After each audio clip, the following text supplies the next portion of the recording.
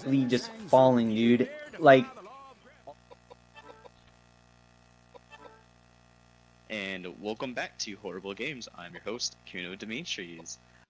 We had a little bit of technical difficulty with audio, so we should be good now if you can hear me.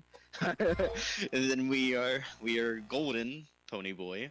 So without further ado, we're going to give it to Kindabigdeal and Mash. All right, we're back at it again. That was just a warm-up test run, and I just swallowed my commentator. So I have Mash, who I definitely know, and this is definitely not the first time we've ever done anything together. We're old friends, definitely. Right, Mash? Yeah, we both totally haven't submitted this game both to this marathon at some point or another. Yeah. So, all right, we'll run the countdown again in 5, 4, 3, 2, 1, go. Yeah, so like I was saying, Koudelka is an obscure video game that no one really knows about. And the story is kind of convoluted, so I'll just give you the quick rundown of it real quick. We play as Koudelka, the titular character. She's a psychic or something, and she got psychically called to this monastery by a little girl named Charlotte. And the way that we got into it is we broke in, and we are basically in the attic, and we climbed through a window. The cutscene we skip introduced us to another character. His name is Edward. And he got beat up by this werewolf, and we're trying to save him. And that's where we're at. This werewolf is just kind of like a tutorial where they don't tell you anything. Because you'd have to be pretty... I don't even know how you would die to this guy, to be honest with you. You just have to stand there and let him beat you up and keep passing your turn. But that's how combat works in this game. It's got the usual, here's some items after you kill a boss. The first RNG point that can save you a bunch of time is actually just that item that you get off of that first boss. You want the Panacea, which does the same thing it does in any other RPG and cures all your status ailments. Alright, so we walked up to Edward, and he's now part of our party. Edward also broke into the monastery, and we're not really sure what he's doing yet. We picked up that potion just for a little safety, and it's not really tech, I guess, but the movement in this game is important because the encounters are on step counters. And the hardest boss in this game is stairs. And I hate them, but... The amount of times I've seen stairs kill run pieces is ridiculous. Okay, so don't be surprised at the end of the run of this 4-disc game, by the way. The very last set of stairs, you might hear me yell at them. Because they don't make any sense. The way that they laid them out don't make any sense. I hate stairs in this game. Alright, so that cutscene that we just skipped is us walking into a couple that we call them the residents. I don't know what their actual names are. They just live in the monastery. And they seem like nice folks. But this next cutscene that we just skipped was... It was revealed to us that they poisoned our food. And... that kind of sets the tone for the rest of the game. Everything in here is trying to kill you. And this is my least favorite part of the game, and Mash can tell you this is the worst. This is the first real reset point in the game, because these weapons have elemental types, and they need to be a certain type, and these are bad, so I have to reset this. I'll do this... There's only a few couple combinations that you do want, and ones that you don't want, obviously. There's some of them that are, like, just slow, and then there's some of them that you can't actually use. And that Mystic Light combination is actually one of the worst. You just can't do anything with that one. But luckily, I always make a safety save, just in case no one really wants to get that first 2-hour reset experience that you'll get with this game a lot of the time. So we're back at the werewolf. If you speedrun this game, you'll kill this guy more than you'll kill anything else in the game. Usually he's pretty easy. You can get a little bit more in depth, like his attack patterns can save or cost you time. This one's actually really bad because he moved up and then cast a spell. That's like kind of super slow. You want him to walk up to you and melee you. It's the fastest. And then I just mash X again. But a little bit about this game. So I know way too much about this game. This game was made by someone else who worked at another studio who wanted to make a game, and they told him no. So he said, "Whatever, I'm taking my ball and going home." And he made his own studio and made this game. And he was a musical composer at the last studio he worked at. So the soundtrack for this game is out of this world good. It's really, really good. It's just really unfortunate that the best song in the game you don't get to hear that long. So we're back here again. Once again, this is just a safety thing. You don't have to pick up this potion, but we are on our way back to the weapons. Unfortunately, the first save point is after the first boss. So if we don't get weapons that will let me kill the first boss, we'll have to skip him. And hopefully that doesn't happen, but... There is a temporary save file as well that is only accessible in very specific rooms, but you can only have one temp save at any given point during a game. Yo, actually, fun fact for you, I didn't know that that little circle S in all those random rooms meant that you could save the game. So even when I was playing this game casually, I just went boss to boss and hoping I didn't get killed. Yeah, like, casually the first time through it, I didn't know that either, but, you know, after you've played it a few times and you're just hitting random buttons, you know, things happen. So there is absolutely no tutorial for this game, for anything. You just kind of have to figure it out. So. Oh yeah, this game, at this point to me, is just, like, terrible for newer players because it doesn't tell you anything. And it's, you know, it's got that classic survival horror where it's like, there are certain items that you need to not only progress the game, but beat the game, and they just don't tell you anything about them. The most important item, I'll have to load up that save, sorry guys. The first boss is just a big tree. We want fire weapons for him, because he's weak to fire. And after we kill him, we get our third party member. His name is James. He is a priest. So we have a priest, a thief, and a psychic for our party. This is the only 3 characters that we'll get in the game. For being a 4-disc game, the game is actually really, really short. A lot of it's just cutscenes. So this is an herb garden that we're in. It's just the room past where we pick up the weapons. This is the room where we pick up the weapons. So what we're doing now is we're just going to the next boss. This is a lot like Mega Man. With the refights, you just go boss to boss. You start the first boss at level 1, you go into the second boss at level 2, and you know, things kind of escalate a little bit more from there, but yeah, that's why the weapons are so important so early. Yo, got that. So there's an encounter that you usually get. As soon as I take a step, I'll get it. Oh, I skipped it. That's big time. Usually you get an encounter going...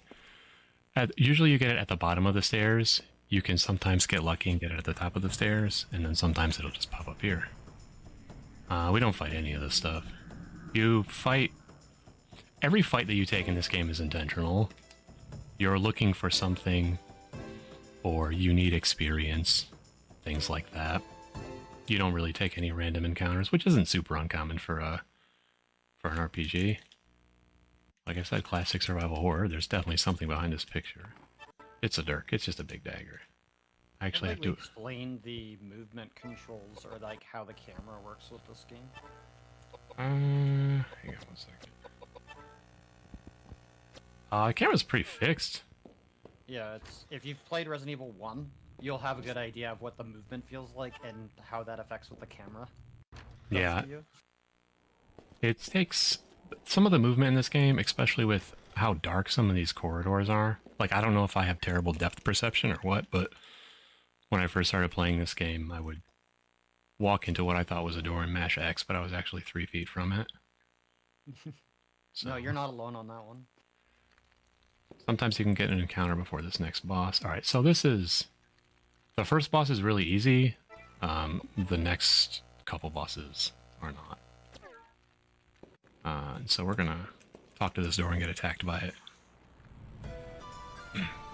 So this is just a 3 jewels fight. All of these guys have an elemental weakness. The blue one is weak to fire. The green one, hold on 1 second, is weak to air. And for this fight, the way that I do it is I just buff up Edward here and give him a pipe and just let him go nuts. So I'm going to fortify his dexterity, which helps him do damage. This is why the weapon types were so important. Because with Koudelka being right next to the mobs like that, she'll get hit much harder than she would if she was further away. Because that's how damage works in this game. You get hit with a spell. If you hit something with a spell, if you're directly in front of it, it'll hit harder, and you'll also get hit harder on the way back. So we've skipped a couple turns with Edward. Hopefully this one-shots the blue one. It did. That's great. Because he queued up a spell, the green one queued up a spell, and the red one queued up a spell. And if they all hit Koudelka, she dies, and we get to reset again, so... we don't want that to happen.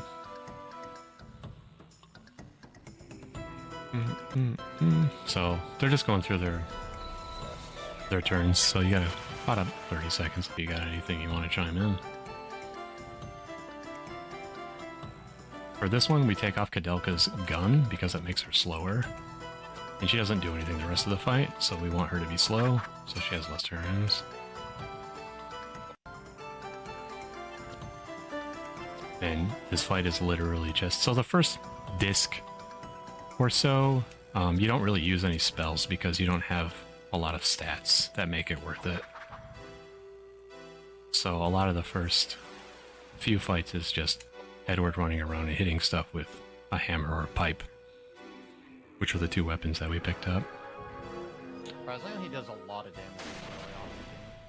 Yeah, he's got double dexterity on him too. He's hitting like a bus. We used to do this fight differently, and now we do it this way. And I don't have like a real good reason for it, other than I don't have a good reason for it. You just move less. And you used to reduce the red one's HP instead of buffing up Edward. And apparently it's just faster to just have him clobber everybody.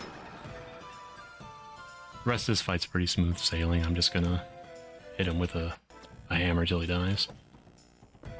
But you can tell the difference in elemental weaknesses or not.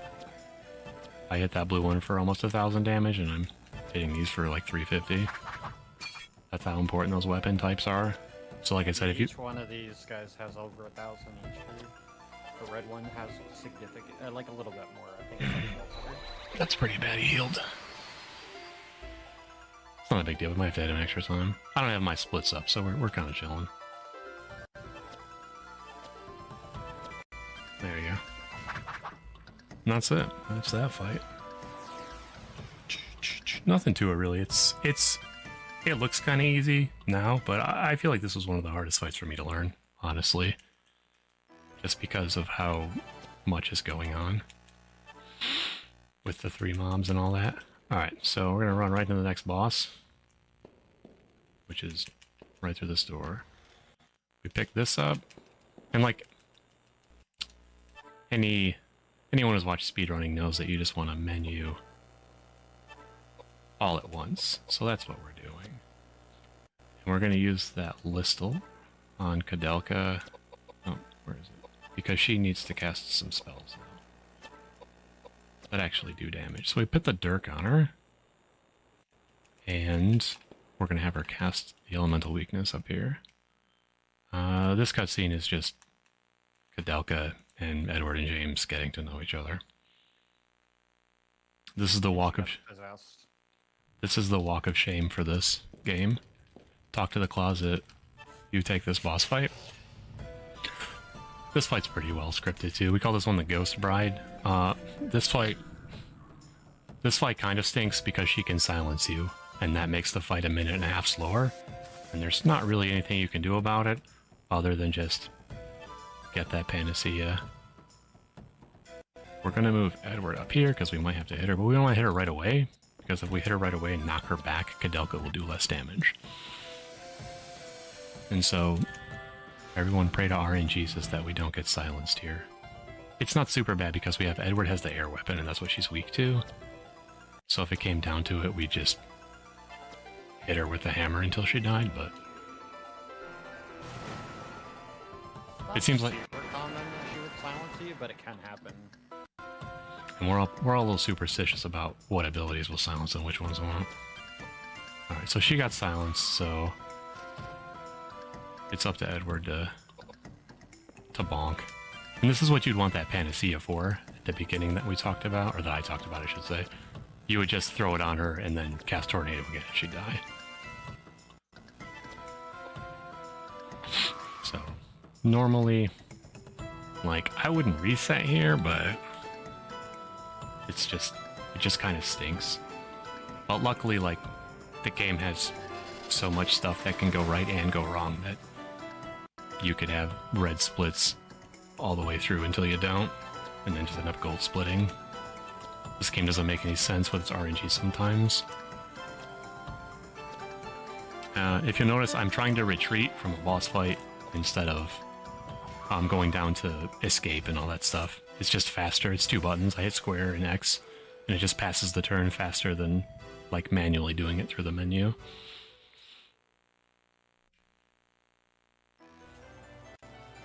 The stat distribution is pretty simple to remember, but I have my notes up anyway. Well, that's not right. It's because the game is pretty forgiving if you follow the guide, but if you don't follow the guide and you think that you're ahead, the game will catch up to you at some point.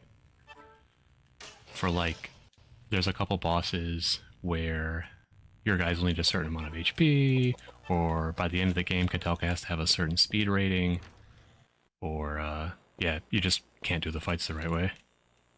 So, always follow the guide. Another cutscene we're gonna skip. That's Edward being mesmerized by Charlotte's ghost to the point where he almost walks off of a broken staircase. This is what you needed that ladder for from the Ghost Bride.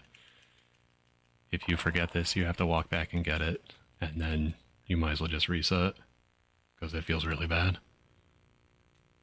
This is my least favorite fight in boss 1, or in disc 1. This is the doppelgangers. It's what it sounds like. It's just evil versions of you in your party. So you don't usually do this, just check, but alright, this fight, I don't like this fight because you can die for no reason, and the way that I do this fight might be different, so I'll explain the way that I do it. Just give me 1 second. This isn't good. You want Koudelka's turn to come up first, because she needs to be faster than their Edward. Because this Edward can punch Koudelka once and she'll be fine. If he punches her twice, she just dies. We're gonna put the pistol on him, and we're gonna move him over 1 spot. And that's on purpose, because if he punches her and knocks her back, he can't punch her again. Because the way that the game works in combat is that I can't go past enemies, and enemies can't go past me if I'm alive. So like, he can't walk past my live Edward. So if she was knocked back 1 spot, he wouldn't be able to melee her because he wouldn't be in range. I don't know if you heard my dog, but that's my dog. You might hear my dog. So what I'm actually going to do here, because she's not faster, because I can tell that by her not being first in the fight, I'm just going to knock her back 1 spot. And the trade-off is that this spell will spread, and you'll get a little bit of extra animation, but you also just won't die. So this doesn't look like a big deal, but that's actually really important that we shoot him. This fight is super tight in the turns that you take, because Definitely a very interesting way to do this fight. I think Edward's gonna die here. Okay, she hit Koudelka, that's fine. James is dead, that's fine, we don't care about James. Why does everybody say that about James? To me, James is the most useless character in this game. You're not wrong. Like, I'm glad he's here, because sometimes I just need that extra 200 damage or whatever. But most of the time, I'm pretty bummed that he's just here. So a lot of these guys, by the end of the game, they'll fill the classic, like, archetypes. Koudelka will be your mage, Edward will be your tank, and I guess James is kind of like a bard, I guess. He just is kind of there for emotional support. He is There's emotional support. And then this guy, we're just gonna beat him with his hammer. Now, hopefully this guy doesn't heal, because if this guy heals, it's a huge time loss, because he heals for a bunch. Hopefully he doesn't kill Edward here. Just kill Edward. It's not great, Bob. I know it doesn't look good with him all dead, but I just need to raise him. This kind of goes bad when she's not faster, and she's not faster because of we got a vital Dirk. It doesn't have a bunch of agility on it. And by a bunch, I mean it's probably missing 1 or 2. That makes a big difference, too. Yeah. Just really... That's how tight the stats are in this game. There we go, no big deal, they're all dead. It will be... The boys, if I call them, will be down some experience.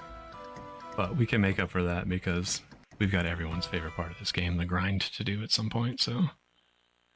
Yeah, I love that part so much. I'm stepping up here just to get a heal. Actually, I'll just save too. Oh, I just can't do that now. I'll just do it later. Alright. Another cutscene. Get used to cutscenes. This game loves cutscenes. But, There's 4 hours worth of cutscenes in this game, and I'm yeah, not joking about that. it's actually insane how many cutscenes are in this game. I've done a cutscene run of this game. There's like 4 hours worth of cutscenes. Alright, so I'm gonna go ahead and save here. Just because that fight didn't go great, so... We made it through it. Obviously, you would never do this in an actual speedrun. But, I mean, this is an actual speedrun, but you know what I mean. Non-marathon, you mean? Yeah. So there's a strategy that I will use sometimes, and I will look for a fight in there and take one fight, kill one mob, and then leave, and it'll level up Edward. But it's going to be alright, because we're gonna pick up some of that extra experience. The next couple of boss fights aren't. Alright, so this room is miserable and I hate it. This is the first room I ever got stuck in this game. Because the way that you open up that door is not very intuitive at all. It's so dumb. It's how you open that door. It's dumb. It's just the dumbest thing. So how you open that door is you have to collect 2 unneeded items that are in the corner of that room and then examine the pile of bodies. And you just don't know the items are there. So, yeah. Yeah, there's bullets over here. You guys didn't see the bullets? And then pick up the useless antidote. Oh, you don't need to pick that up. You just look at the corpses. Yeah. And talk to the gate. Either way, there's 2 items Yeah. there, and yeah, you have to pick up one of them and then examine the bodies. This cutscene is where we meet Charlotte. She's not very nice. She's the little girl that, Koudelka's voice is the one that shared. Ooh, the words are hard. Alright. This fight looks a little weird, but this is all... We're just going to move Edward out of the way. We gave him that T-bar because he's going to level up after this fight. And that weapon has a bunch more stam on it, so it's basically just a free heal. And then we just cast Flare a lot. We'll cast Flare a lot, and then we'll cast a Geyser a couple times, and then we'll just go back to casting Flare a lot. This Phantom is a normal enemy later in the game, but right now he's a mini boss. Back sting, so I gotta move back up. I'm just gonna ponk him. Again, that damage does... hurt a lot, though. If he hits Koudelka, she's dead. Like, that damage doesn't seem like a lot, but you needed to hit him there.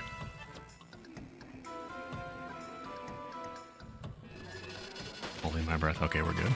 Rip James. Oh, like I was saying, in combat, they can't move past you if you're alive. They can move past you if you're dead, and if they do, you can't res that character anymore. And that's not great. I mean... I always like to think of it as a game of tug-of-war, in a sense. That makes sense. Good way to look at it. Alright, we're gonna barbecue this Phantom Pirate. Alright, I have to pay attention to my leveling.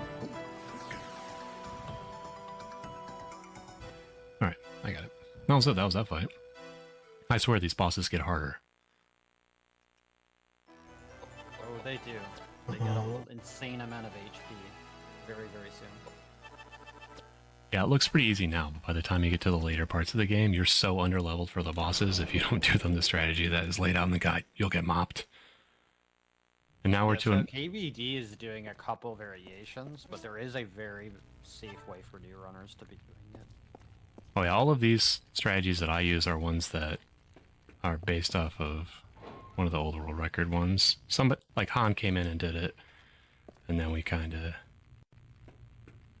adapted it from there. I actually have to remove that. Alright. So I don't know what is in the basement of this monastery, but that's where we're at. And on to the next... Oh, never mind, just kidding. We're going to get this random encounter. I actually need to make a formation change real quick, too. Yeah, now that we got the mace, we gotta do another formation change. Unless KBD has a different way of doing the rest of the game, it should be the last formation change for the rest of the game. Yep. And Isaac. the mace that we picked up is going to be Koudelka's basically final weapon, unless we get something else. Hopefully not, to be honest with you. We're going to make a quick formation change. Now we're going to hide Koudelka behind these guys. I'm actually just going to heal James real quick because I get nervous. Oh. Yeah, this fight is very nerve-wracking. Fight can go bad. Oh, Alright. Yeah. Alright. Very bad. You guys got a quick second for a donation? Yeah, sure, hit me with it. I apologize if I say the name wrong. It is $20 donated from XJBXD, and they did not leave a comment. That gives us a current donation total of $1,041. We're $130 away from the highest total donated in HIG event of all time, and we passed the total donated of our last event by about, if I can pull up the graph, $31. Nice, so poggers. thank you all. Alright, quick point out. This is the one and only spell that ever casts the entire game. And I love his animation because he seems so excited about it. Edward's trying really, really hard right now. Yeah. This is the part of the game where Edward stands in front of everything and just gets beat up. And then that's the whole game. I mean, basically that's the whole game. Edward is 99% meat shield for the entirety of the run by this point. One boss fight where Edward is actually useful, besides a meat shield. It's kind of funny for that boss fight too, because he's the only one that can really do anything. Yeah. That So fight is really cool though in the speedrun. It sucks casually. Usually I would talk about what these bosses are and what they do, but I don't know what this is or what it does. Why is the boss's name?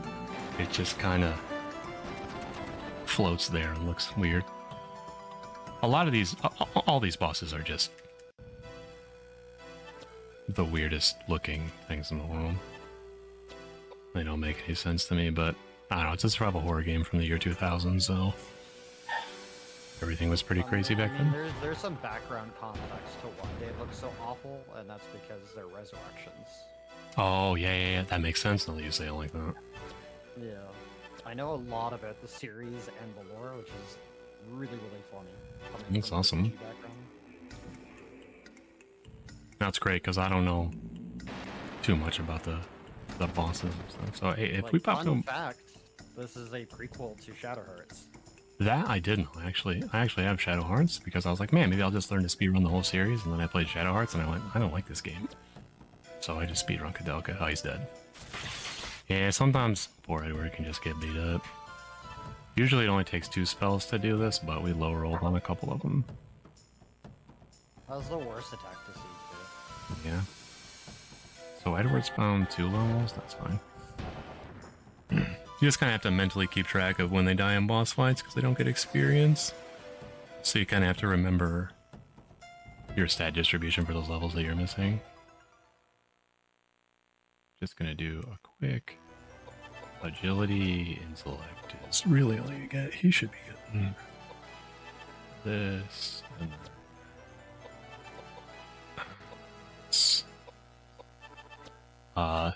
HP matters just because, again, there's a certain boss that you have to have. Everyone has to be above a certain threshold of HP or they just die. Almost everything I say that you need to do in this game will be do that or you just die.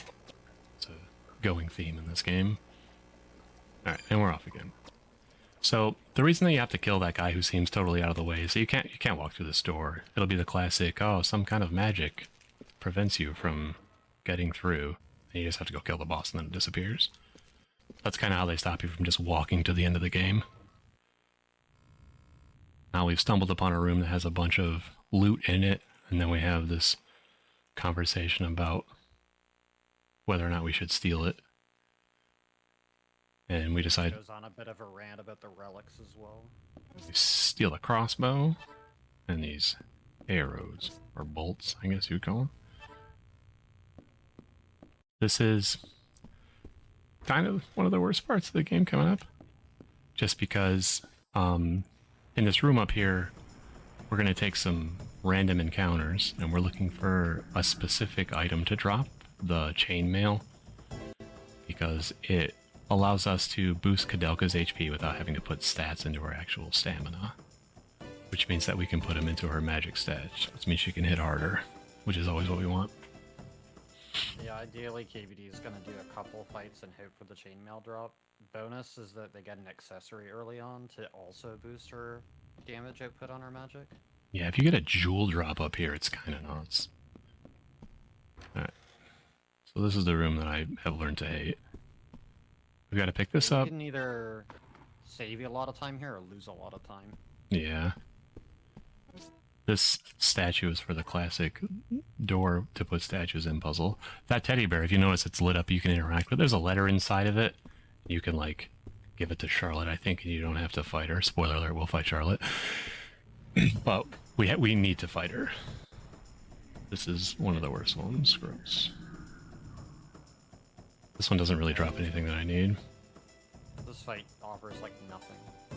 I am going to kill this one, though. Yeah. Ghost will die, Phantom will keep alive and then just run away. Take the experience. Okay, so one of the things that I, to this day, still mess up is... So you get used to trying to retreat from boss fights to pass the turn. Don't do that in random encounters because you'll leave.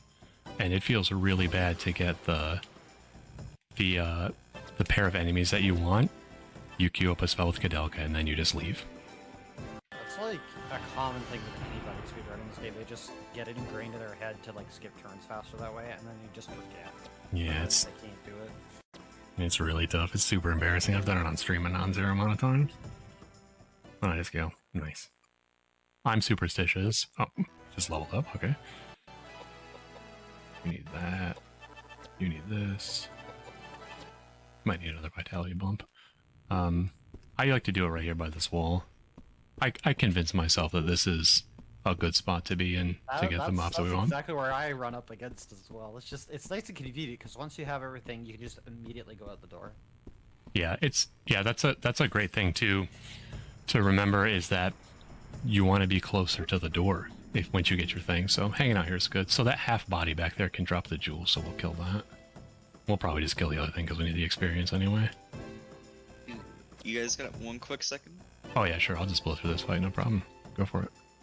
So, we have officially, I did the math finally, and from all HIG events, we have raised $5,192.19 for multiple different charities. We're currently at 1,041 for this event. The total views from all HIGs is 265,223 people. So, just wanted to say thank you all for all your support over the years and sharing and doing everything to help spread the event for charity. Thank you. Alright. I know that probably every runner has made this comment throughout this marathon just because of who we're raising all this money for. And I don't know you guys some of you might have seen me in chat just telling everybody I love them and stuff, but the reason that I got into speedrunning was to do stuff like this. I've watched GDQs, I've watched all kinds of charity marathons, and the only reason I speedrun video games is to help raise money for charity, and especially for ones that deal with suicide prevention, because that is a very important cause to me on a personal level. Not to overshare, but you know, I've had my fair share of mental health issues. Whoa, look at that. That's big. And Nice. I just want to say that I personally really appreciate everyone who participates in not only this marathon, but any other one, to help just try to like make other people's lives that they'll probably never meet better. So I just want to say that it's a real honor and pleasure to be here, and I'm thankful to be running in this game again. I just wanted to say thanks to all the runners for putting on some really entertaining runs. And we're back. So KBD picked up that jewel, so Koudelka's damage is just gonna skyrocket. Now. Oh yeah, you're gonna see a noticeable difference in the amount of damage that she does just from that one accessory. Kind of ridiculous. Which is important, because we're, like, criminally underleveled by the end of the game. Like, we have no business killing the bosses that we kill. See, that did about 900 more damage than it did to the last one. Which is big. Yeah. It's a big difference. Like, when you're seeing, like, quad-digit damage and even higher, it's great. I like huge numbers. That's not what we want to do. Alright, there we go. Now you just need the chainmail so that Koudelka doesn't die on the second boss that we'll be fighting after this. Luckily, this is the only time you have to grind. You can grind for some more stuff that we can talk about later, but you don't really need to. But this, you either need to grind for levels, or you need to grind for the chainmail. And I don't like putting vitality into her, so we're gonna try. We was down 2 levels. I think that catches up in levels, so hopefully we get it here. But at least the benefit is the next boss gives us a pretty big jump in levels, but if you still want those stats to be in your damage for the end of the game. You can also run into problems with I don't know what you call them. I call him Zug Zug, the jacked up human fly looking dude. If you don't have the armor, sometimes you can get mopped by that guy. Oh yeah, definitely. He can straight up one shot you if he wants. Yeah, that always feels kind of bad. So hopefully that doesn't happen. Yeah. Alright, I'm gonna try it. I know I said one more, but I just left that one. But that enemy that we'll see later is definitely indeed called Gug. That is his name. You know, big shout out to Rev for having that emote in his chat. He has a little Guggers emote. It's very funny.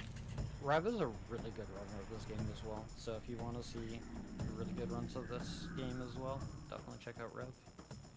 Also, on a personal level, I think Rev is a really great guy, because the PlayStation 2 that I'm running on, he actually sent me.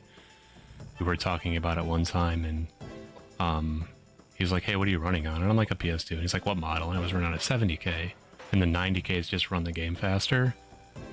So he's like, well, I'll just send you one. I was like, I can't find one around my local area. And he just sent me one. He just put it in a box and mailed me a PlayStation. And I thought that was really cool. The speedrunning community, I haven't been a part of it very long, but it's full of awesome people that have been very welcoming to me, so I always appreciate them. So this was the ideal mob setup, because that half body will drop the jewel, and the armor, get this, will just drop the chainmail. Who would have thunk? Yeah. Sometimes the game outthinks itself, and sometimes it just sticks to the classics of armor drops armor. Alright, so hopefully we get it here. I've never gotten 2 jewels, but that'd be kind of cool. I don't even know what would happen if I got 2 jewels. dumb amount of damage. Yeah, a lot of damage, probably. Alright, so here's open. Ideally, if you spend a lot of time grinding here, and you get extra accessories, you just pocket them over to poor old James, so at least he becomes somewhat useful. There we go. Chainmail, easy. Alright, hooray. Koudelka gets a huge HP boost now. It's kind of ridiculous. Yeah, this is big time. Walk up to this fountain. Oh, if you'll notice at the bottom of the screen, it'll say something's not right here or something's not quite right. I don't remember the exact wording. That'll let you know that there's a boss in the room that you're in. You just have to find him. And it's usually always the thing that you can step up on. Oh, so we want to change Edward's weapon here before this fight ends, but not before the boss attacks, because it will cut down his overall HP and the boss can just one-shot him. And that's bad, because then he can come hit the people in the back. That's why this formation is set up like this, so Koudelka can just stand behind Edward and cast a bunch of spells until the boss dies. So this fight, I'm just spamming Tornado, so if you have any other announcements or donations, you can go ahead and read them through. Oh. Yeah, this boss in particular is the Tree of Evil, I believe is what this is called. And Yep. he has the first big jump of HP. He's got like 4k HP, something like that. Oh, nice. Well, yeah, get a new controller. I don't remember. I used to know the HP values. I got them on my notes, but I usually count the number of spells. I don't have my notes open because I have the exact values there, but yeah. I usually go, this usually takes about 3 spells from Koudelka to kill him. This one takes I mean, that's usually how you count it. There we go. Mopped him up, no problem. Yeah. Relatively easy boss as long as Edward stays relatively intact. I won't lie to you, I didn't think that the boss would die there, so I didn't swap the weapon right away.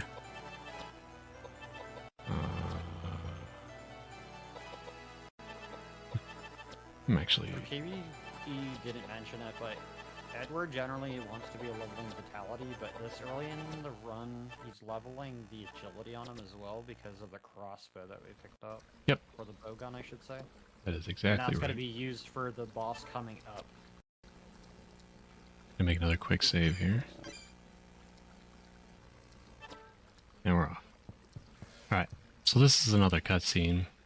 I didn't mention it in the first one, but the very first cutscene of the game gives you a tidbit of information that you absolutely need to finish the game. This is another one of those cutscenes. This big chandelier falls, and this hand falls, and you need to pick up this hand because you will get to the very end of the game and not be able to progress without it. It's very cool. Yeah, there's a statue underneath the chandelier, and when it breaks, the arm of... I think his name is Daniel Yeah. Cepheus or something like that. His arm falls down, and you need it to initiate Disc 4, basically. This bowgun real quick. We're gonna head up these stairs. So this room here is the first spot that you can get one of the only 2 random encounters at this point that you really, really want. The one in here is the cat, and the other one is little Mars enemy. The cat will drop a cat's eye, and it is far and away Koudelka's best weapon that we get for the run. There is a better weapon. Also, the lowest possible drop chance of everything. Yeah, it's absolutely dog water drop chance, but it's a legitimate game changer. That right there is why Koudelka needs over 800 HP, because he doesn't do anything in this fight. She'll just get killed there. And this fight, he attacks in a certain order. He'll go Koudelka, Edward, James, and then he'll just keep doing that. So it's pretty easy to tell who he's going to attack. There's no real randomness to it. I'm going to get these... Generally, you should be able to cycle him before he gets back around to Koudelka. Yep. But if you don't, then you definitely want to make sure you have that.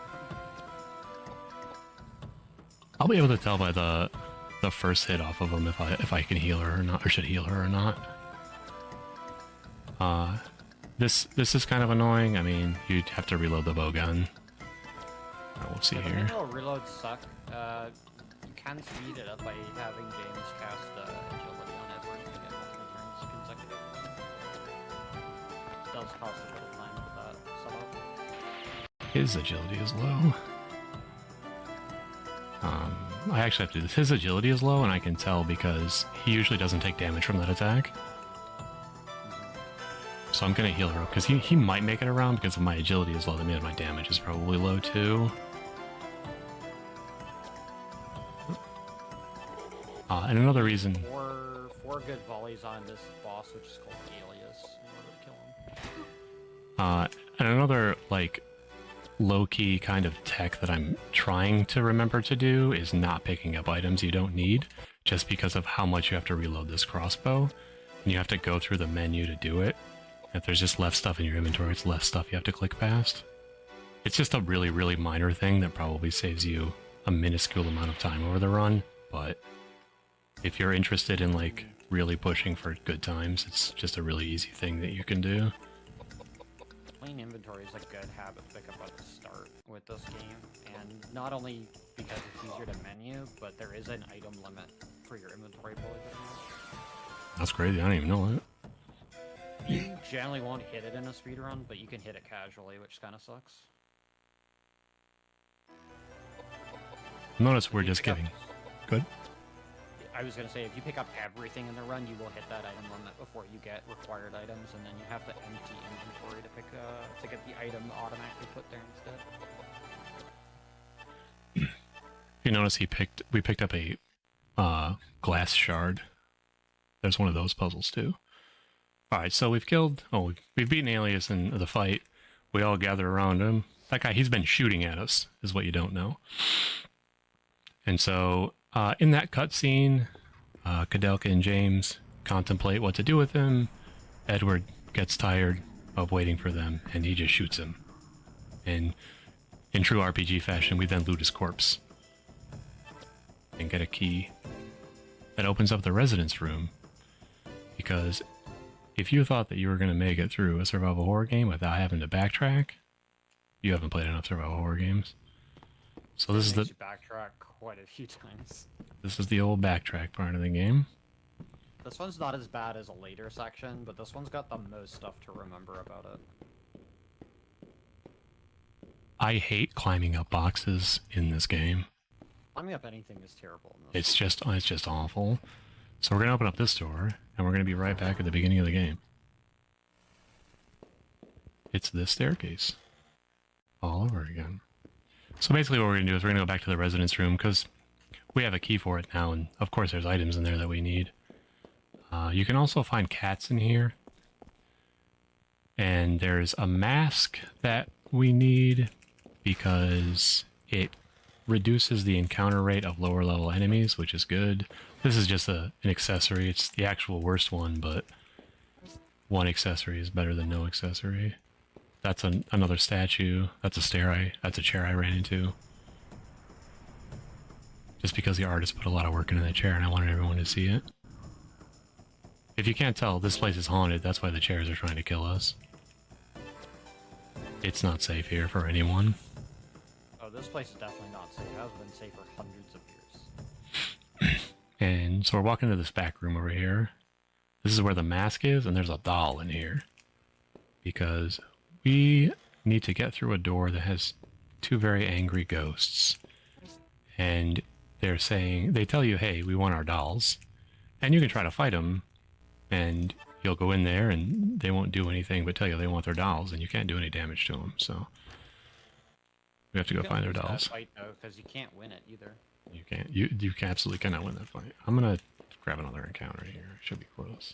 Just kidding. It's one of those weird things casually where you get into that fight not knowing that you need something, and you're like, wait, I can't win, and then you're just like, Time to reset. Real. I think it's actually this dude in the front that can drop the mace. It's obviously a dummy low drop rate, you know that, but... Yeah. I don't really know if it helps with any of the fights. Maybe Ghost Bride, but like I don't think you're gonna one-shot her, so... Sorry, just thinking out loud. Alright, so we've got the first doll and the mask, and we're gonna head back where we came from. I love how many key items we've already picked up and we've solved, like, no puzzles.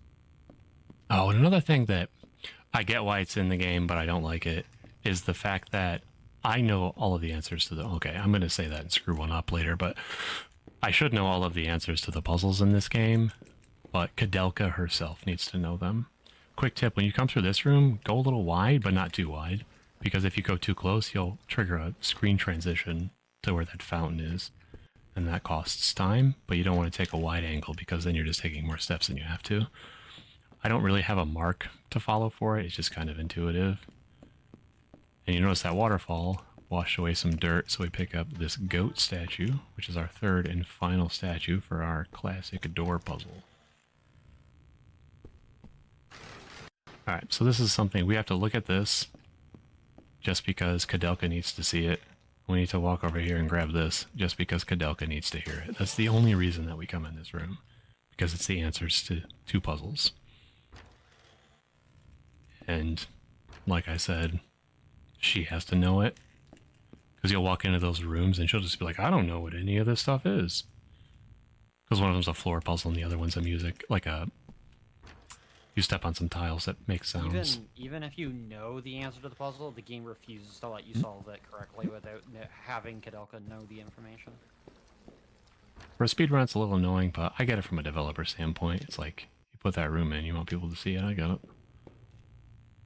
But yeah, so in that room that he just went in to grab the music box, he examined the boxes that had markings laid out for some patterns for some symbols, and then there was another set of markings before that was on the stairs. Need both pieces in order to solve this next room puzzle. But he'll flash back and she's like, oh wait, I remember that. I walk this because sometimes my hands don't work. You'll hear that click, that's when you know you did it. Now we're in the library. This is the best room to farm in because both the cats and the Mars enemies are here. Nope. You don't need to do that. You can usually just walk up to this table and pick this up, but... Another piece of glass.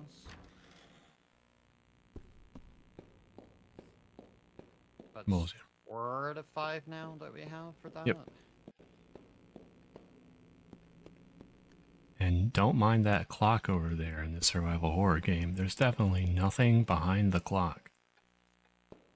I usually stutter step here to take an encounter so I can know where my step count's at. And like I said, you have a chance at a Mars enemy or a cat. Alright, so this is the big one.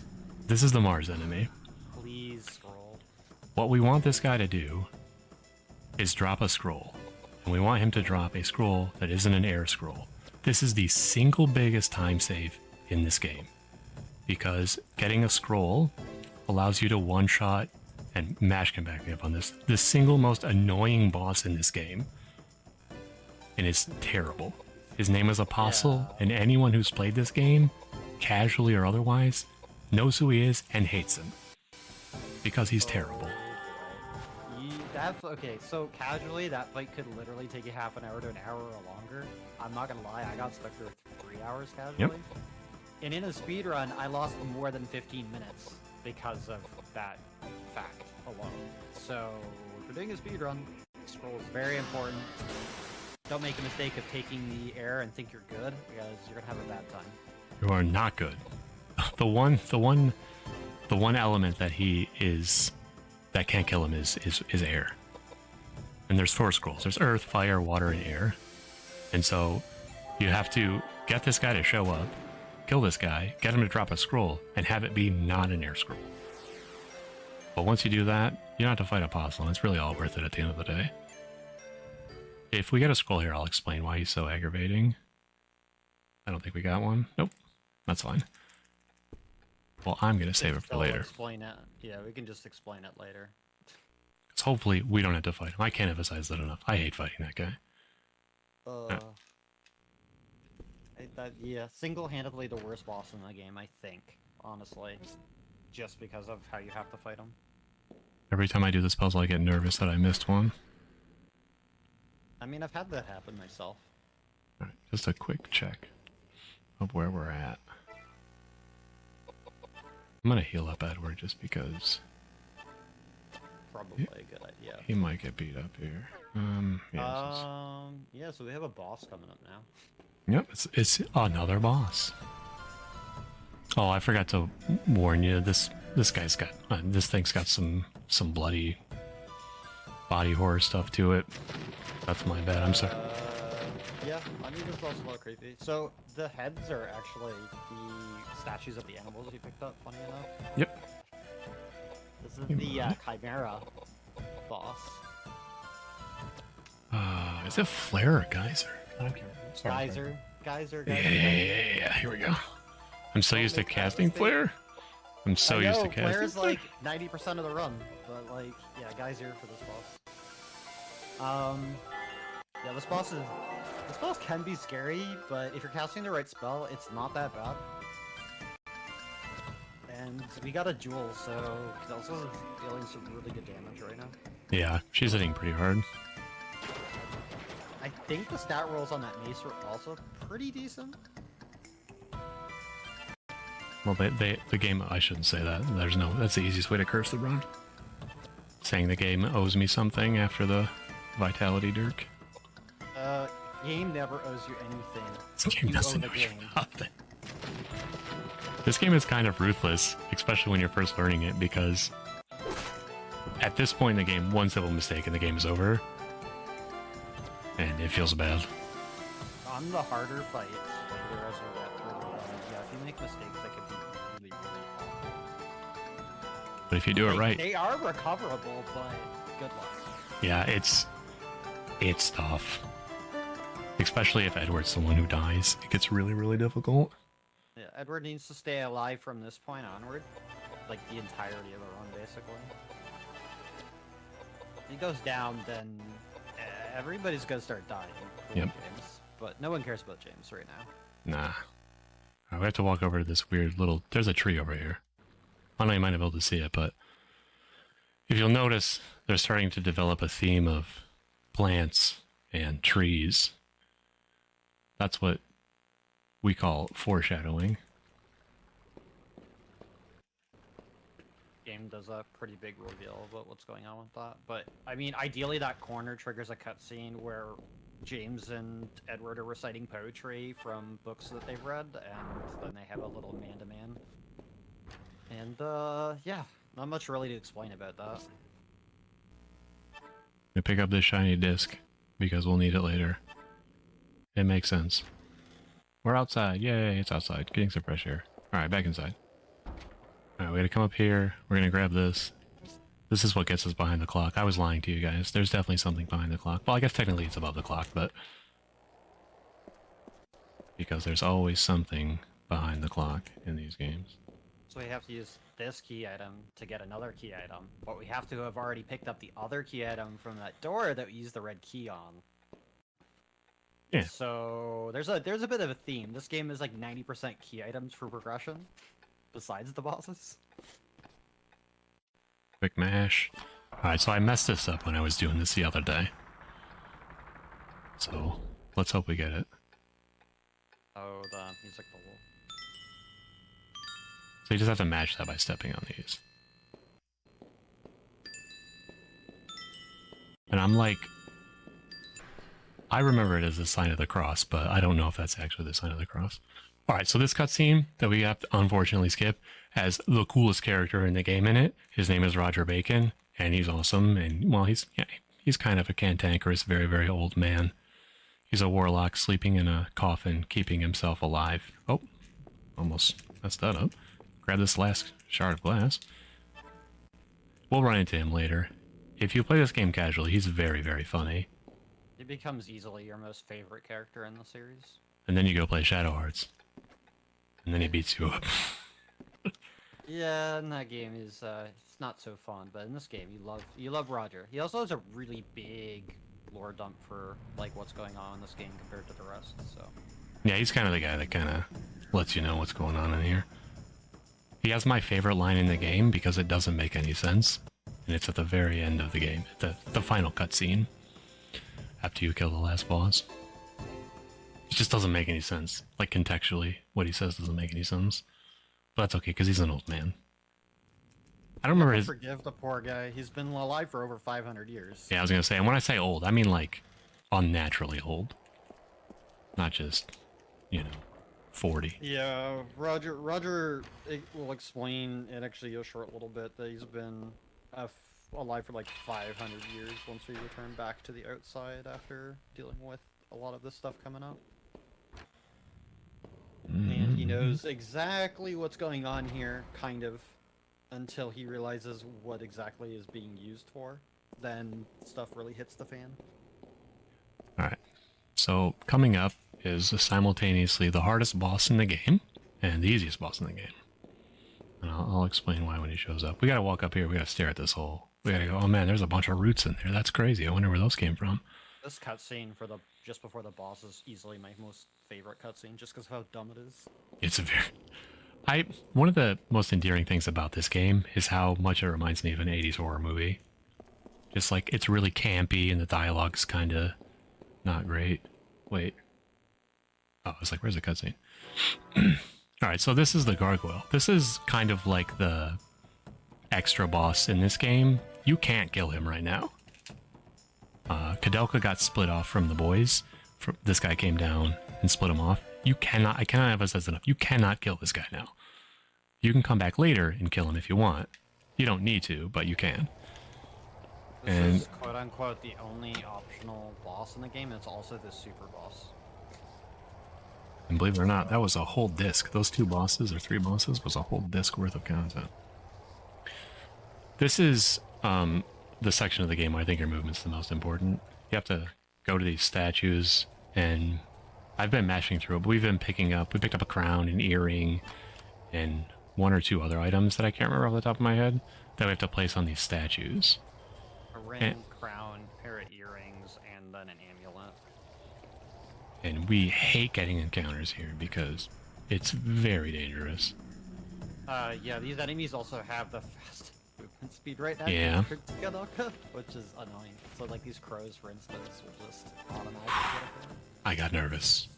I won't lie to you, I got really nervous. And I was like, there's 2 of them, they're faster than I am, and they can definitely kill me. Yeah, like, No problem. these, like, we're really under-leveled, so even though Koudelka's got armor, she could still die from regular enemies. Yep. I think this is the most dangerous part of the game. Just because Koudelka is used to having Edward standing in front of him.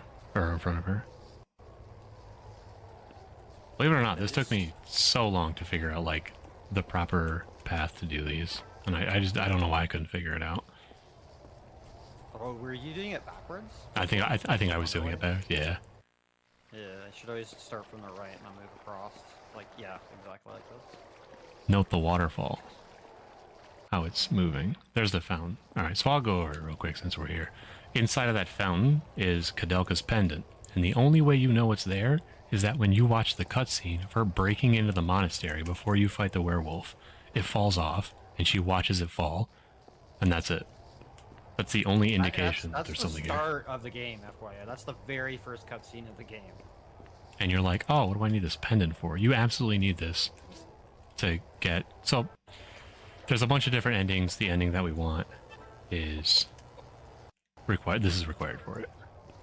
It's not the worst ending. I believe it's the canon ending. And then there's one more ending that we'll talk about. All right, so this room's a little gory. There's a cutscene that I'm going to try to skip, but I might not get it in time. This part of the game has a lot of gore. I really like this cutscene because of the dialogue from the one gentleman. It's long. That body that looks like it's missing a very important part of it is the residence. Well, one of them. They didn't make it. Yeah, the husband and wife that were guarding the monastery. Yeah, they're no longer with us. Dearly parted together, and then husband went a little wacko and was about to chop her head off, and the wife wanted to stop all this nonsense, and you know, they're now taking a nice little nap. In happier news, we reunited with the boys through that broken door, and all right. Now it's gug time. All right, I think this is the coolest looking boss in the game. Not this one. This is just a random encounter that we're running into. I described him earlier, but he looks like a PS1 version of the human fly if he went to the gym but skipped leg day. Is how I describe him. Yep, And fair this enough. is- I mean, to me, it just looks like a very strong, swole punk. I can see that. I can see that. There he is. The man of the hour, I guess. Alright, so this is literally just Mortal Kombat. You just fight till one of you dies. And sometimes it's you, I'm not even gonna lie to you. His... Gug has a couple different attacks that can be really devastating, but... You can get lucky. He can queue up his spell where he just swings his arms around, but he has to be in melee to do it, right? So if he walks into melee, you tornado him and knock him back, you'll skip that spell. Which is kind of cool. It saves you a little bit of time, whatever the animation length is. There's no way you can make it happen that I'm aware of. Yeah, it's very rare to see him roll his arms at you, but I mean, I think it's one of the better things he could be doing to you. Yeah, his physical attacks are faster, but they hit harder, and his magic attacks take longer to finish. That's it. Rest in peace, Gug. I'll see you next round, buddy. Yeah, that jewel really makes this Gug fight, like, easy, without needing to be as cautious about our HP.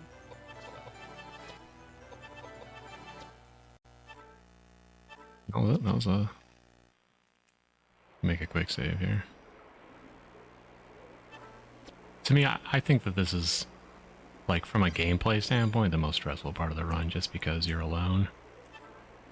Oh, yeah, And for sure. a lot of these guys out here, they can sneeze on you and you'll just drop dead. It's like not even close. They'll just kill you. Alright, so... Yeah, like that courtyard before we got down here is like one of the worst spots, because you can just get tag teamed by some wolves and birds and then it's over. Yeah, it's super dangerous. We're walking outside. I don't know. The architecture of this building doesn't make a whole bunch of sense to me, but... We're gonna head outside. And we are going to go to a headstone. And we're going to pick up the other doll.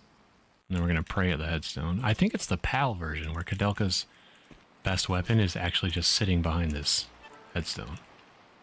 It's the cross and it's James. Oh, is it James's? Yeah. Roger Bacon shows up. And then he leaves. Yeah, it just tells us that the boys are making a lot of noise and to go quiet them down, so we're just gonna go return to the library where we last seen them. Now we're back outside. The stairs are being very finicky. And we're just on the other side of the gate that we were when we walked to the optional boss before. Normally you wouldn't get these encounters here, but like saving and my step count is a little off. It's not a big deal. I don't even have my Dog splits. enemy, yeah, that particular dog enemy in that random encounter plus the birds, if you get them in the courtyard, it's just practically insta-death because they all get to move before you. Yeah, you just have to pray and hope you make it. Alright, so there's like, you have to do a menu, and there's a couple different, like you can do it now, or you can do it before you get to Charlotte. I like to do it before Charlotte because we have to walk through the library and there's a chance we get a cat's eye. And if I get a cat's eye, it's going to change how that equipment gets distributed. I was going to say, make sure you're careful about the way you come through here. You'll end up with an extra screen transition like I just did. Yeah, ideally, any extra equipment you get that Koudelka's not using because she's using the best stuff, then you just offload it to James, so you get a little bit of extra damage boost.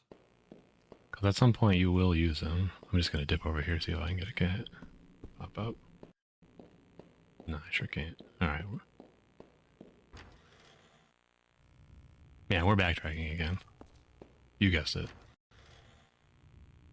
Yeah, some new paths are going to be opened up to us now. Like, it's the one interesting thing, at least for Koudelka, when you're backtracking, is that new paths to other areas that were previously blocked off just become new shortcuts and new routes for you to explore. The game is pretty... I mean, it makes you backtrack, but not... Like, it's not super long. Which I really appreciate it. The longest backtrack is at the very end of disc 3. Essentially.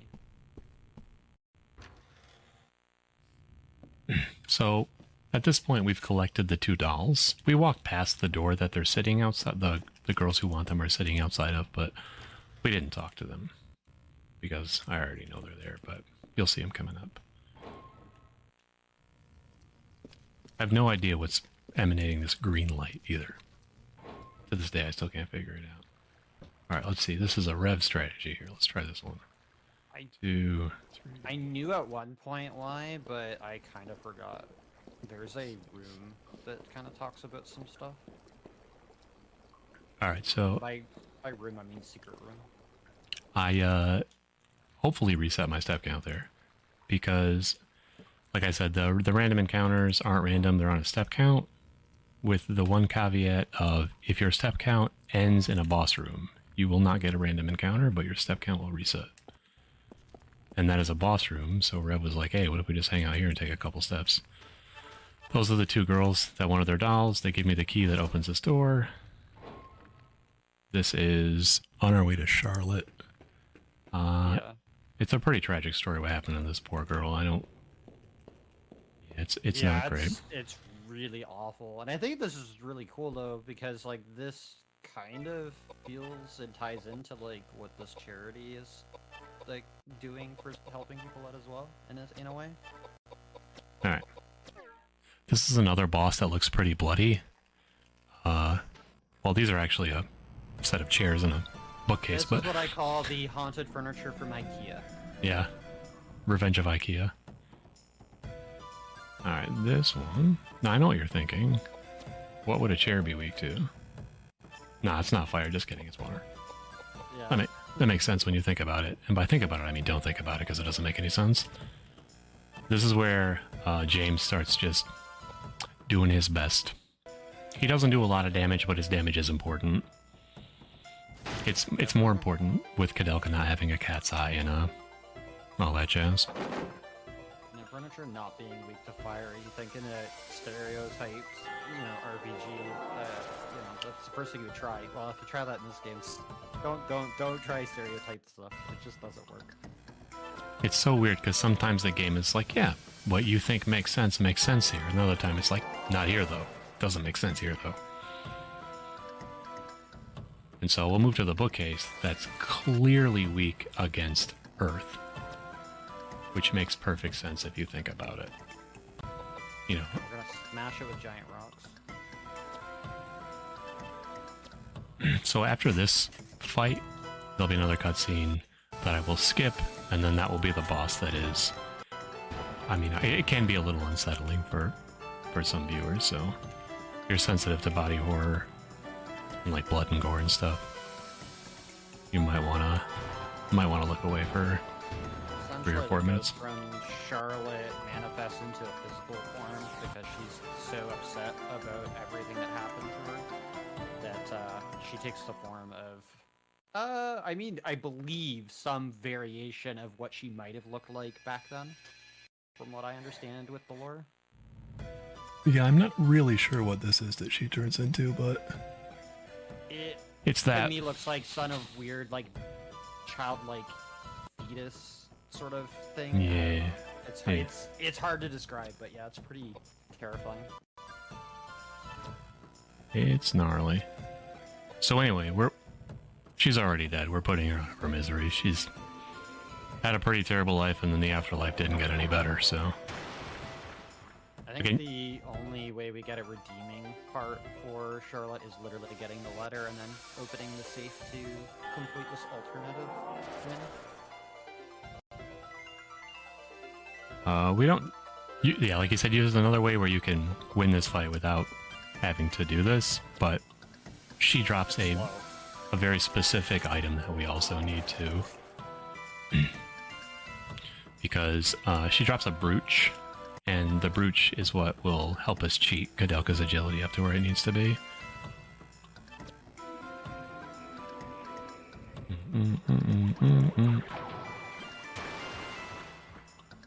This part's a little not very exciting, so if you've got anything you want to talk about, feel free. I'm just gonna keep casting Geyser on poor Charlotte until she dies again. 600 damage, I know. It's really knocking the socks off, but... I mean, 600 is still a little bit more than what I normally see James casting at by now. That's fair, yeah. I was gonna say, she should die. And if you run this game, you can tell when a boss dies, they'll have a different animation. You just kind of get used to their death animations. Alright. We're gonna level up a bazillion times. Every enemy in this game actually has a set of animations that you can kind of tell what they're doing. They also have a very unique animation for every enemy and boss when they're low on HP as well. With the exception of Apostle, but we can talk more about that. Me and all my homies. Maybe? Me and all my homies hate Apostle, honestly. Quick menu here. Give me this.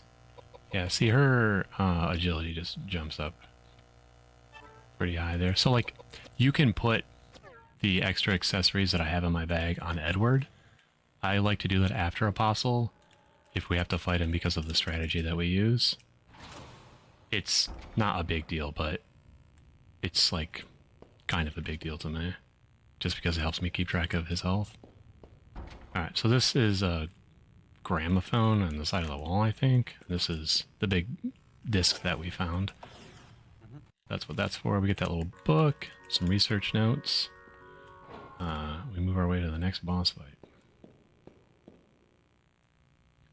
The boss fight is Jezebel, Yeah. who had also a very tragic backstory. This one is And, just... yeah, more body horror.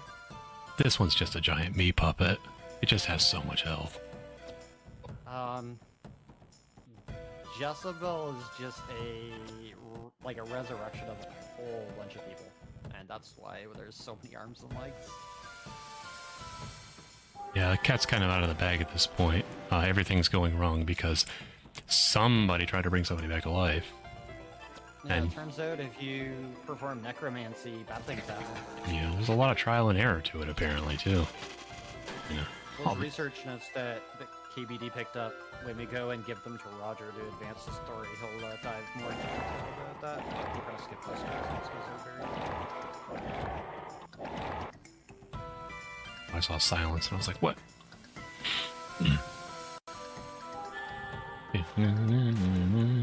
See, like the music is just so good. I mean, what? it's funny that you mentioned the music, because the music is literally pretty much the same soundtrack, but there's slight variations depending on every single enemy and boss you fight. It's true. It's true. They I will. all make the soundtrack slightly different because they all make weird noises in it. I'll just call myself out. I'm sure that my coworkers have probably heard me walking around going dee dee dee dee, because this song just gets stuck in my head. So. You guys got a second for a quick donation? Oh yeah, hit me with it. So there was a $1 donation from Gug, and it says Gug. All right, I'm willing to bet that that is either Rev, Trip, or Mel.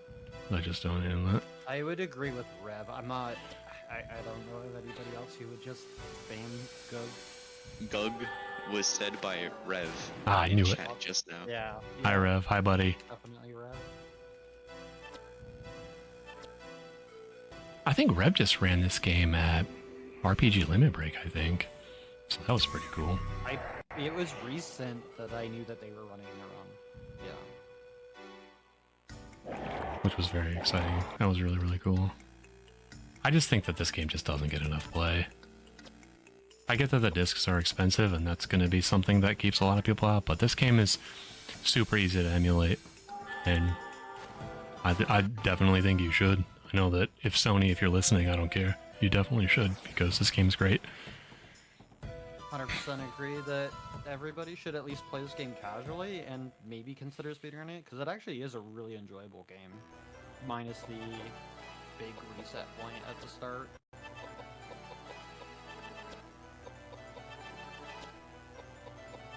At least it's at like the very start of the run, so it's not a big deal.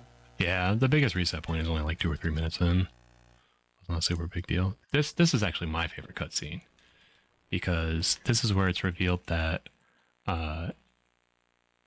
Daniel is one of James's old homies, and it's a classic love triangle. And James joined the church to get away from him so they could be happy. They moved here. She died. He couldn't deal with it. He tried to bring her back. Patrick is the name you were looking for. Yeah, Patrick. Sorry. Jeez. And her spirit comes out of that picture over there, and she's like, "Listen, James, I'm dead, man. You just gotta get over it, and then go kill me." And he has a real like crisis of character about, "Oh, I don't want to kill you." And I think there's something kind of poetic about her ghost telling him to like, "You just gotta let it go, man. You gotta go do what you gotta do."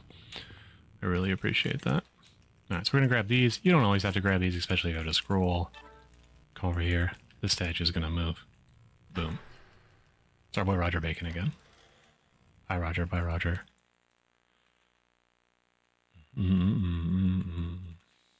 He's doing squats. He doesn't skip leg day. We're gonna leave this. But I really miss him, so I'm gonna go back and say hi again. You actually have to do this to give him the research notes. I don't know why they make you leave and come back, but... There's a plot thing for it, but it's not really relevant. And we're off again. You can actually get cats in here too. Basically tells you to go look for more information so that you can kind of try to solve what's going on here to set yourself up for the end of the game. You know what? I think it's great that you remember all this stuff. I spend a lot of time in lore in video games for RPGs that I run, so kind of like a bad that. habit, I guess. I think that's really cool. Alright, now we're gonna open up this back door that'll just be at the top of the stairs. Alright. I have to go... No, I have to go over here first. I know what I'm doing, I promise. Just very nervous. That's what I do all the time. To start backtracking without it. Yeah. We have to come... in a second. We have to grab this bottle. Because we have to go fill it up with acid. And we also have to... This is like easily one of the longer backtracks of the game now. Yeah, we have to talk to that bookcase because we need to know what a fireplace is. Turns out it's hearth in Greek, just so chat is also smart, just like we are now. Yeah, we all have huge brains now. So, if you think about, this part always bothers me, right? Because it says you found a secret door, and it doesn't make any sense because it's the door you entered the room in. So how can it be a secret if you've already walked through it? That's it. That's my one major gripe about this game. You know what? I've never questioned that myself. I usually just mash through it, and I read it one time and went, that doesn't make any sense, and it's bothered me ever since. I think they meant to put that on the other side of the door, maybe? I don't know. That would make a lot more sense. Because coming from the way that you first enter, it's kind of hard to notice that it's a door. Yeah. Alright, so for some reason there was a giant vat of acid at the bottom of this monastery. But at this point, it's pretty clear that nothing makes sense here. So, we grab our sulfuric acid. There's like, you don't need it right now, but there's just like no real convenient time to go back and do it, so we just go do it and get it out of the way. Because you need that for a specific part. Yeah, we need it, unfortunately, to actually progress the game after the next major boss fight, so... Which is... better to do it now instead of backtrack even more. Alright, so we've gotta face it. So far we don't have a scroll, and Apostle's the next boss. So we've got one more shot. So... everyone say their Hail Marys and their Jesuses. And pray to our in Jesus that we get it.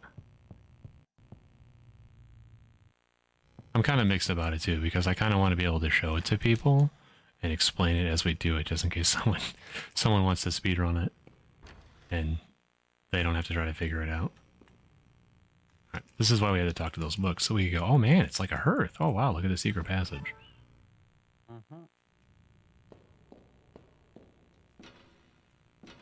I think it's also convenient that this is like the only puzzle in the game where you don't need Koudelka that already know the information to solve this one. Yeah, I was just thinking that. It's like, I don't even know where you get the answer to that puzzle. So a movement... There's notes on the desk that you pass to open the fireplace. Oh. So a little trick through that room. When you come into that room, you're lined up perfectly with that bridge. You don't have to do anything but hold over. And you'll get it every time. And it doesn't seem like a lot, but if you mess with, there's like weird steps, ups and downs and stuff that you have to do, but just hold over and you'll walk right through it. Alright. He's right on the other side of the door. That was actually quick. Alright, please give me a scroll. Nope, none of these guys drop a scroll. Alright, we're just gonna do it. I hate this fight. I hate this fight. Do you wanna explain it, or do you want me to? Oh, I'll go through it as I do it. So, the aggravating part about this boss is that he has two stances, essentially. One of them is where he's moving, and one of them is where he's kind of wiggling a little bit, and the other one where he's not. If he's wiggling and you do damage to him, you will just heal him. That's very, very bad for a speedrun. So we don't want to do that. And the problem is that when he goes to queue up his spell, whether he's in his wiggle stance or not, he will stop wiggling until his spell goes off. And to me, that is, I cheat this a little bit. I get this flare off and then cast this reflect with James just because Koudelka's spell hits harder than his. This positioning is really important. You put Edward here and you don't move him. He's there because this is kind of the part of the game where we start using reflect to cheese the bosses that we wouldn't be able to kill without it. We don't really need reflect for the damage, we need it for not getting hit. So that's what we put Edward up there for. We cast reflect on him, and he's at the right spot where the boss will use one ability, and he's the only one that he can hit with it. And the reason that I didn't equip the accessories to him is that if he has a high enough magic stat, he'll reflect and deal damage, which sounds like it's good, but if he's in his wiggle stance, he'll reflect and heal, and we don't want that. So I just leave him off him. See how he's wiggling now? Watch him. We don't want to hit him right now. So this is the part where we just kind of pass a lot, because if we hit him now, he'll heal. So this is the part that's confusing for newer players. He didn't stop wiggling, he just queued up a spell. Don't attack him. And that's really, like, that was the big epiphany moment to me.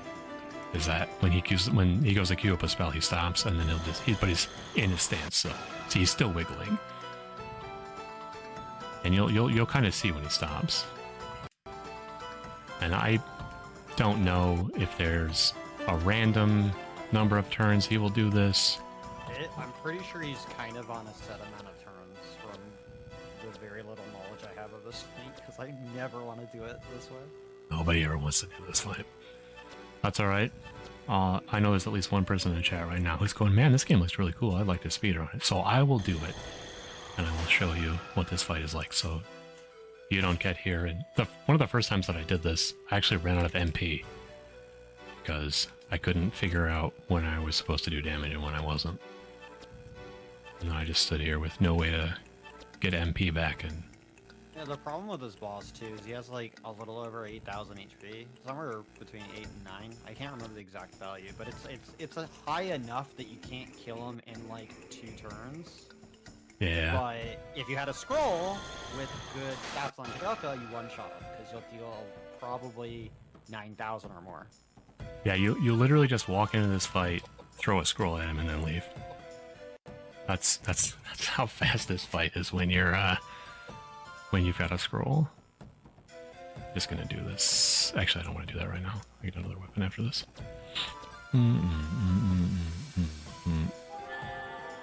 I feel like the damage is really low. A little?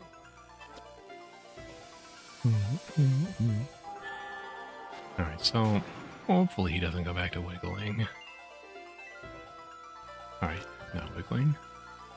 Yeah, KBD already mentioned that when he queues up spells, he starts moving a bit. Like, if he's absolutely still, then you know that he's cycled phases, but You might have if just he's missed kind of this. moving his wings, then you know that he's queued up something. Oh, that's bad. I just healed him. I'm used to Koudelka being faster than he is.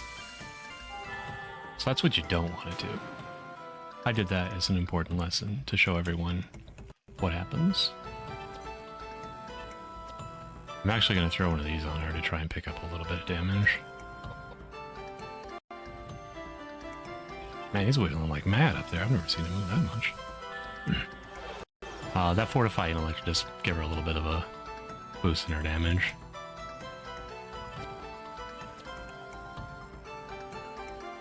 Again, he just queued up a spell, so we wait for the spell to go on. They can still see he's got his wings moving instead of being absolutely still, so... Subtle little notions like that with some of the enemies is pretty cool and unique about this game. I don't think I've seen too many other games where they use animations to kind of give you an idea of what the queue order is for things. Yeah, you guys thought Dark Souls did it first. Nah. It was Koudelka that used animations to tell you what attack it was. I made that up, that's not true. Oh, his reflect wore off. Alright, that's good to know. That's... I'm so used to not doing this fight, I have to forget to pay attention to that.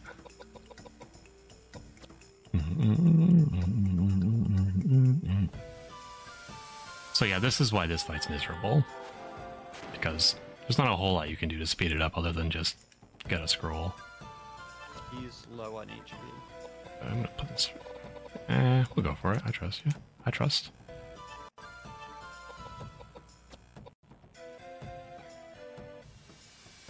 I don't know if this is... He does a little animation low. Jane's not gonna be able to kill him, but Koudelka should be able to. She'd get nope. No, I don't think she's faster. He started moving, but hopefully he should be low enough that Koudelka's next spell should kill him. Yeah, I mean, Edward's under not a real threat of dying here. What? I didn't even look beforehand. I'll just use James to throw that back up. I gotta move him up one spot. He got knocked back.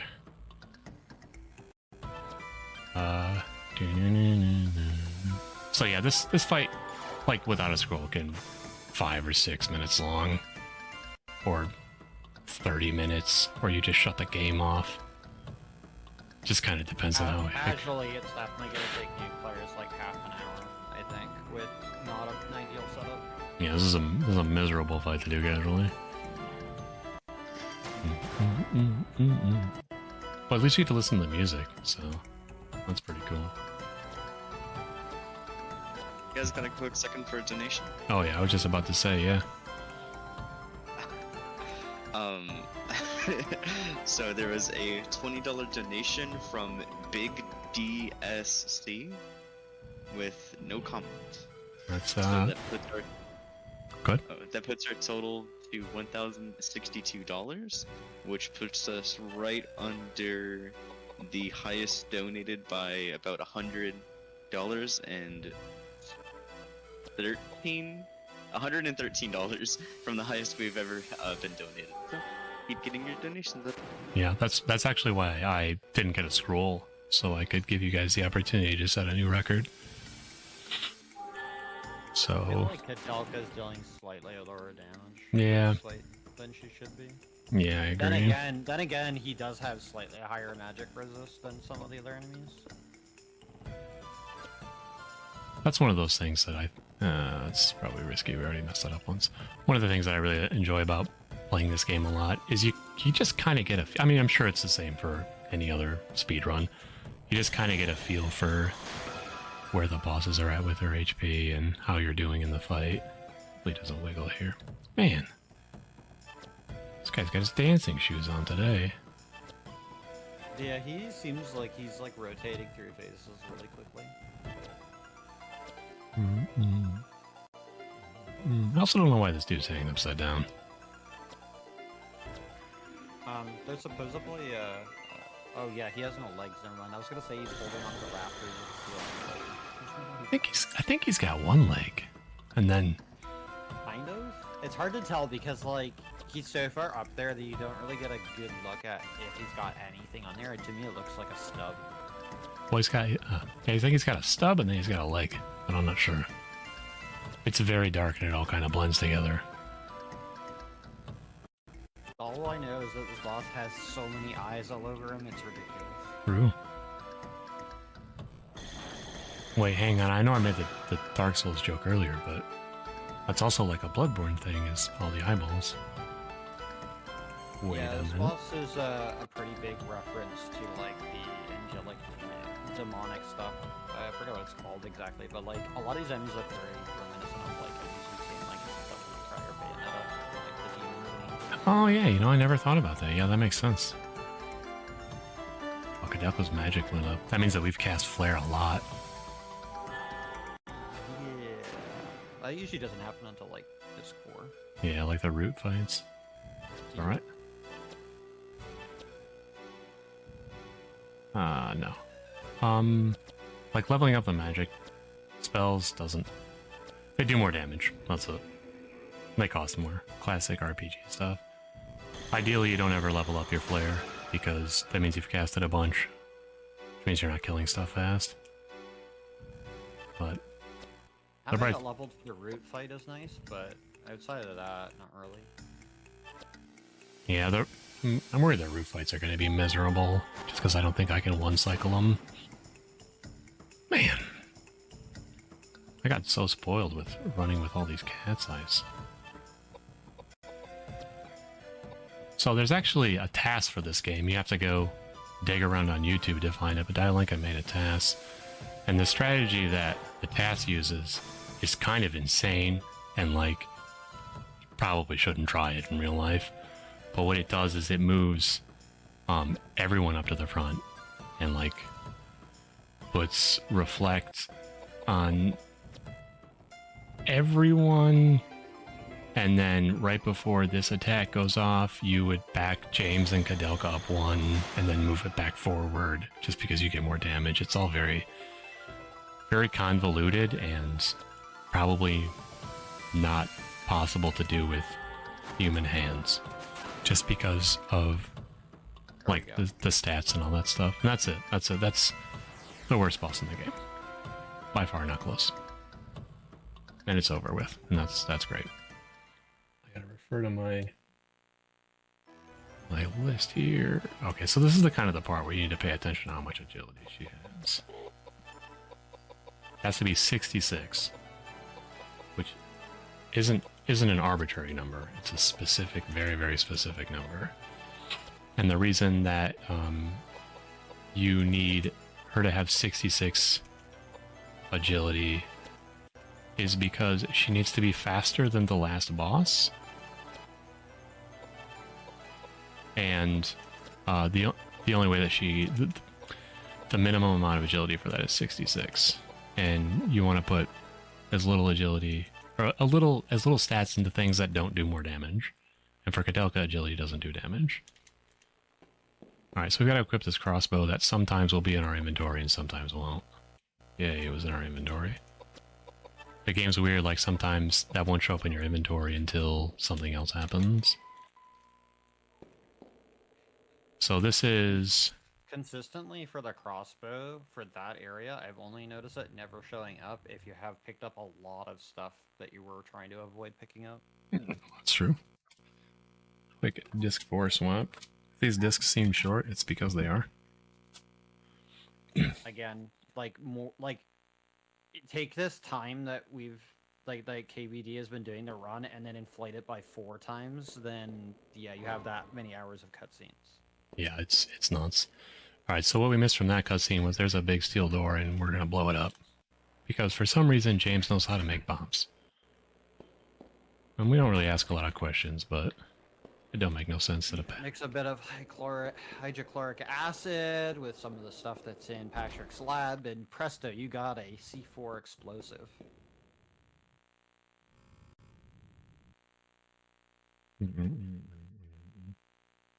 Or I'm going to begin it's my work. Can you two sulfuric wait for me acid. here? Sorry. Yep. I don't know why I said hydrochloric, but yeah, sulfuric. This cutscene that we skipped is Koudelka and Edward getting to know each other over a couple beers. Very heartfelt, very long cutscene. It's like almost 15 minutes. It's pretty nuts. It's And a really good one, but it's also tragic. a lot of character development, but we only want to go fast. See, just hold over. Just boink, right there. We'll shift up. Nothing to it, really. Now we're just walking back, and then this is where the game just, I think, totally goes off the rails. As far as what's happening in the story. It's just... Yeah. It's not. So we come up here, we blow up this door. After these stairs. Well.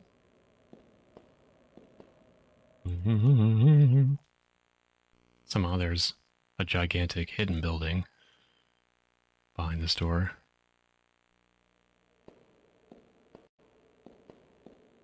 Quick cutscene.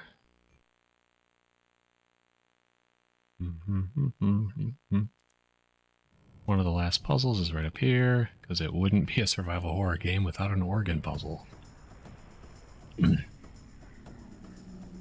Got some random mobs we're going to run away from real quick. The next couple of minutes is just kind of like putting things where they need to be, so if you've got some comments or some donations, now would be a great time. If not, I can just keep talking about how much I hate stairs. Especially when they're... doesn't hate stairs. Yeah.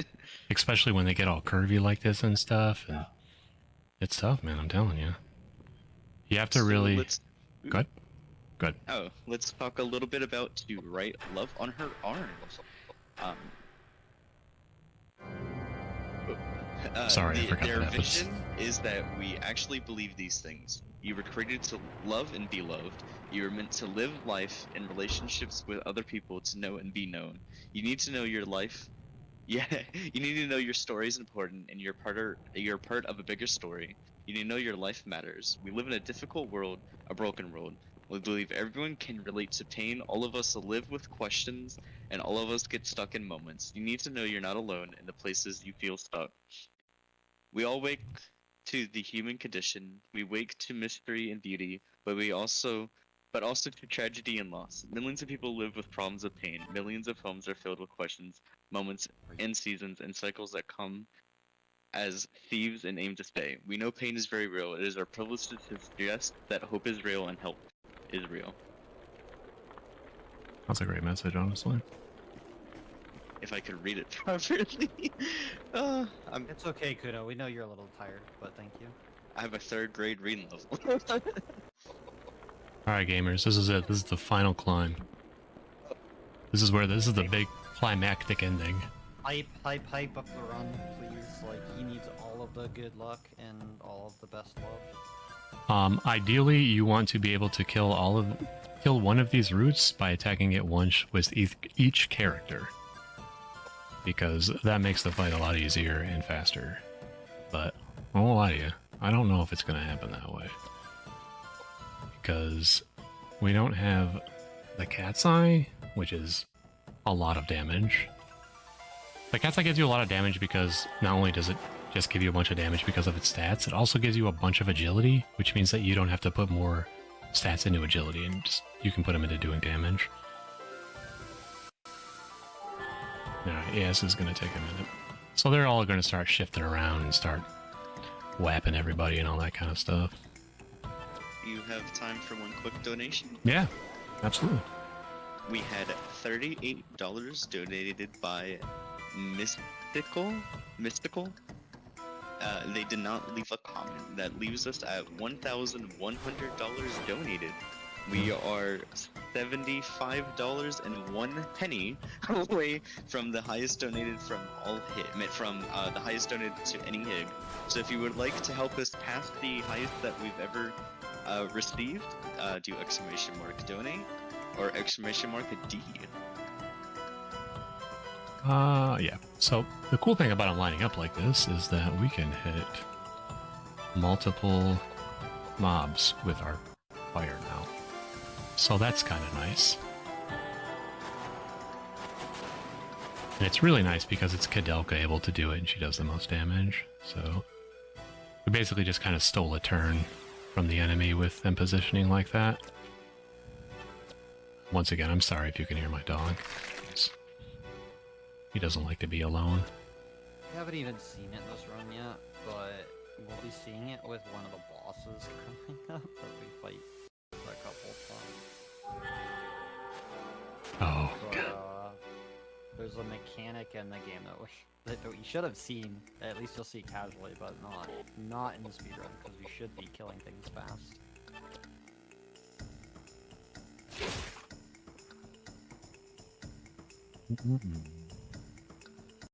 At least they're staying close together, so Yeah. you can get a 2-for-1 or a 3-for-1. So I know that that other one's gonna die from the next Koudelka spell, so I'm just gonna keep blasting it. Start blasting the other one. It's kind of like an underappreciated thing of turn-based games is putting your damage where it's the most effective. Like hitting something that has enough HP to get killed by Edward doesn't make any sense to hit it with Koudelka. You're not maximizing your damage. Another thing that I don't like about not having a cat's eye is that James ends up using a lance. And a lance you can hit from 2 spaces away. So I'm used to it just defaulting to magic. And it'll default to attack if he's in range. One extra input you have to give before you can cast magic is a bit of a time loss each time you have to reuse them. We've got one more for the last boss. These are the worst stairs in the game. It's not even close. I hate these stairs. Yeah, I don't even know what the lineups are sometimes, because like sometimes they work in the same spot and sometimes they just don't. I'm not sure why. And it's not like you just walk up in a straight line either. Like Oh, you no. shift. Yeah, you have to do this weird, like, little zigzaggy pattern to get up them, and it doesn't make any sense, but we got our first try, so that's a real W. Alright, so if you'll notice that there's only 2 routes, and the one in the back looks different, and that is because that's our boy, Patrick. He's the one that tried to resurrect Elaine, is her name, and it didn't go well. That's why he's a dead corpse, grabbed by a root. These roots are all coming from Elaine. That's the big reveal. Elaine is Angry Plant Lady now. And we are climbing this tower to take care of her. The thing to remember about this fight is that you can't attack the root with a body attached to it until you kill the other one. That's it. That's the whole strategy. Just kill this root and then kill the other one. It's kind of a throwback to the Alias fight a bit, because you had to kill the boxes before it can damage Alias. Yeah. Got to mention that, yeah. That's the role that James and Koudelka play in that fight, is to get rid of the boxes, and then Edward just shoots him until he dies. Because he doesn't actually take magic damage. You just have to shoot him with the crossbow. And then James and Koudelka offer emotional support. So that guy's almost dead. So, Yeah, you can tell an enemy's almost dead because they'll back up and try to like get far enough away so you'll get damage. yeah. And now we can just take care of this other root. I kind of wish that the root, like, did something significantly different, but it doesn't. The root with Patrick attached to it is literally just double the HP value of the same roots that we're already fighting. That's it. That's the only unique thing about him. Same attacks and everything.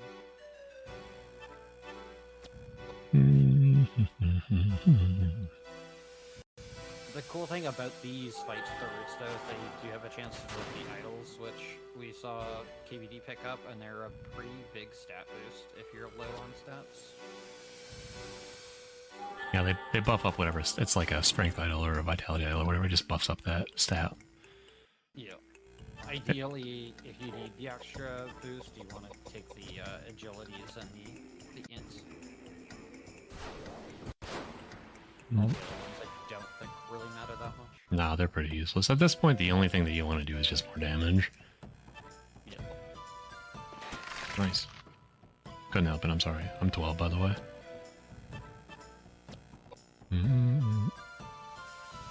Also, man, I keep singing the praises of Cat's Eyes, but you just get all that extra agility and you can start, like, if you get it early enough, you can start, like, I don't want to say skipping turns, but you can kind of squeeze in an extra Koudelka turn every once in a while, just because of the speed differential between her and the boss. You can kind of get an extra spell in her too, which is really nice. Yeah, it's kind of absurd how much agility that cat's eye, and then on top of that, the damage that it really brings. Yeah, it's just a really, really great item that I would this would be blasphemous. I would rather have a cat's eye than a scroll. Like, if I could only get one, I'd rather have a cat's eye. It's one of those weird things with runners for this game is that there's definitely always every runner has one unique thing they want specifically in the run over everything else. Yeah, I think overall the cat's eye probably saves you more time if you get it early enough. I have nothing to back that up with. It's purely superstitious.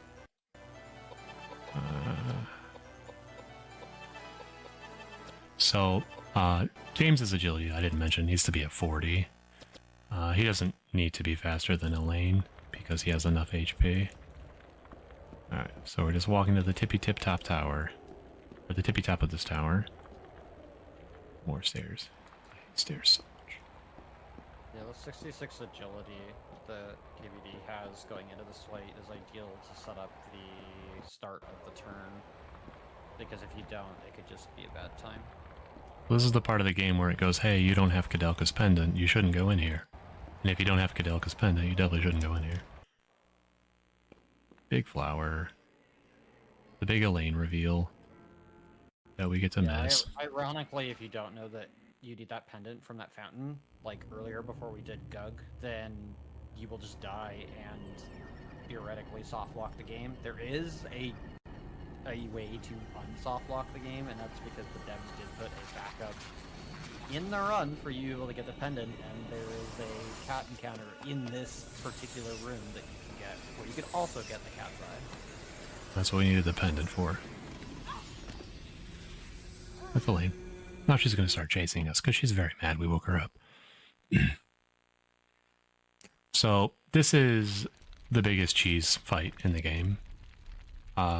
It has to be done this way for it to work, but it's very simple if you do it this way.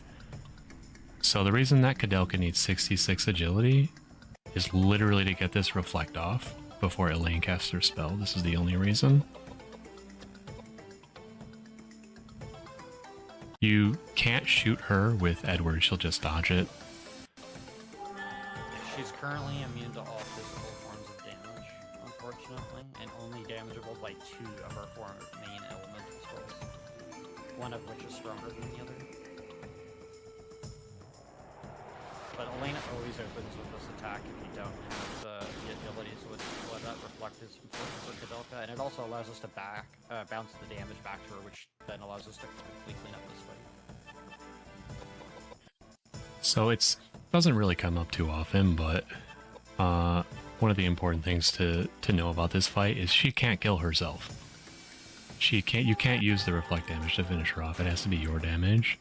So these first 2 spells, so it goes the Koudelka reflect, hurt, she attacks, and then you use James Flare, Koudelka Flare, and you can queue up James's Flare again, but you have to wait for Elaine to queue up her spell before you queue up your Flare with Koudelka, because you need her spell to go off to put her low enough to where Koudelka's spell could kill her. This doesn't feel right. But we might have to Flare again with James after those. Edward sometimes dies here. It doesn't matter. Okay, so when it misses, that's not bad, because that means that she's low. She's doing a little head bob now, so we know that she's close. Yeah, we need one We'll more. gently run back in the corner if she's extremely low. Yeah, essentially the damage that is being reflected back is counted as poison, so that poison can't kill you in this game either, so fun fact. Well, wait, she's not dead yet. Maybe we just got really unlucky and just actually missed with that reflect. That would I think be... you did. That she is head bobbing. Yeah, she's low. Huh, If she's near death with like 1 or 2 spells There she away goes. from dying, then she usually runs back in the corner. But yeah, she usually just a little skadoodle move back there. Alright, so one of the important things about the end of this fight is to heal your characters. Koudelka doesn't take any damage, but the boys need to be healed. I'm going to use items to do it. Because the next fight is the same. same-ish. Yeah, it's kind of the same strategy. You just need to make sure that James doesn't get killed. You need to heal him to do that. These stairs are great because I don't have to put any inputs in to go up these.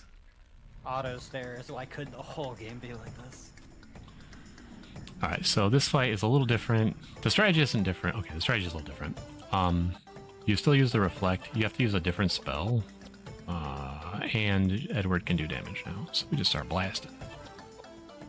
Yeah, so in this phase she has slightly higher magic resist, but she's also only damaged by 2 different spells from the previous phase, but she also takes physical damage now. So this fight in this phase could generally take a little bit longer, but because we have the additional damage from Edward, it doesn't really feel that way. Yeah, it feels about the same. A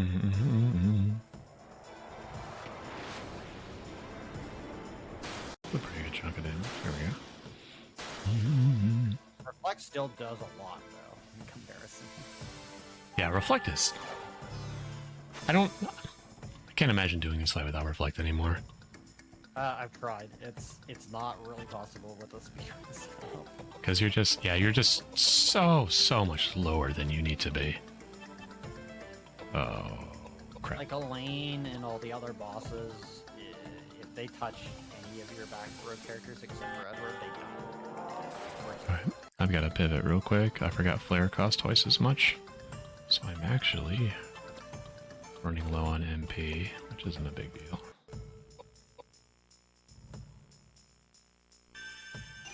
We just got to get a couple more spells off. Kind of stinks we're going to miss an Edward shot, but it's okay. And then we use Geyser instead of Flare.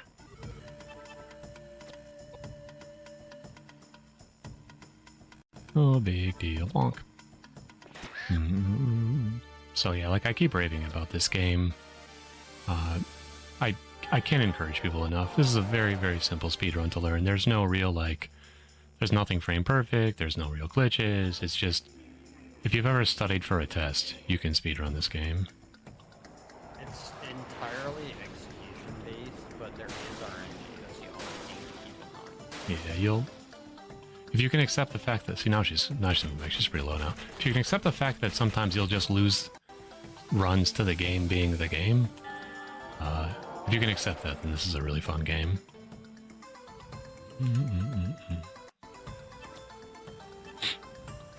And if you have... Oh, I should have shot.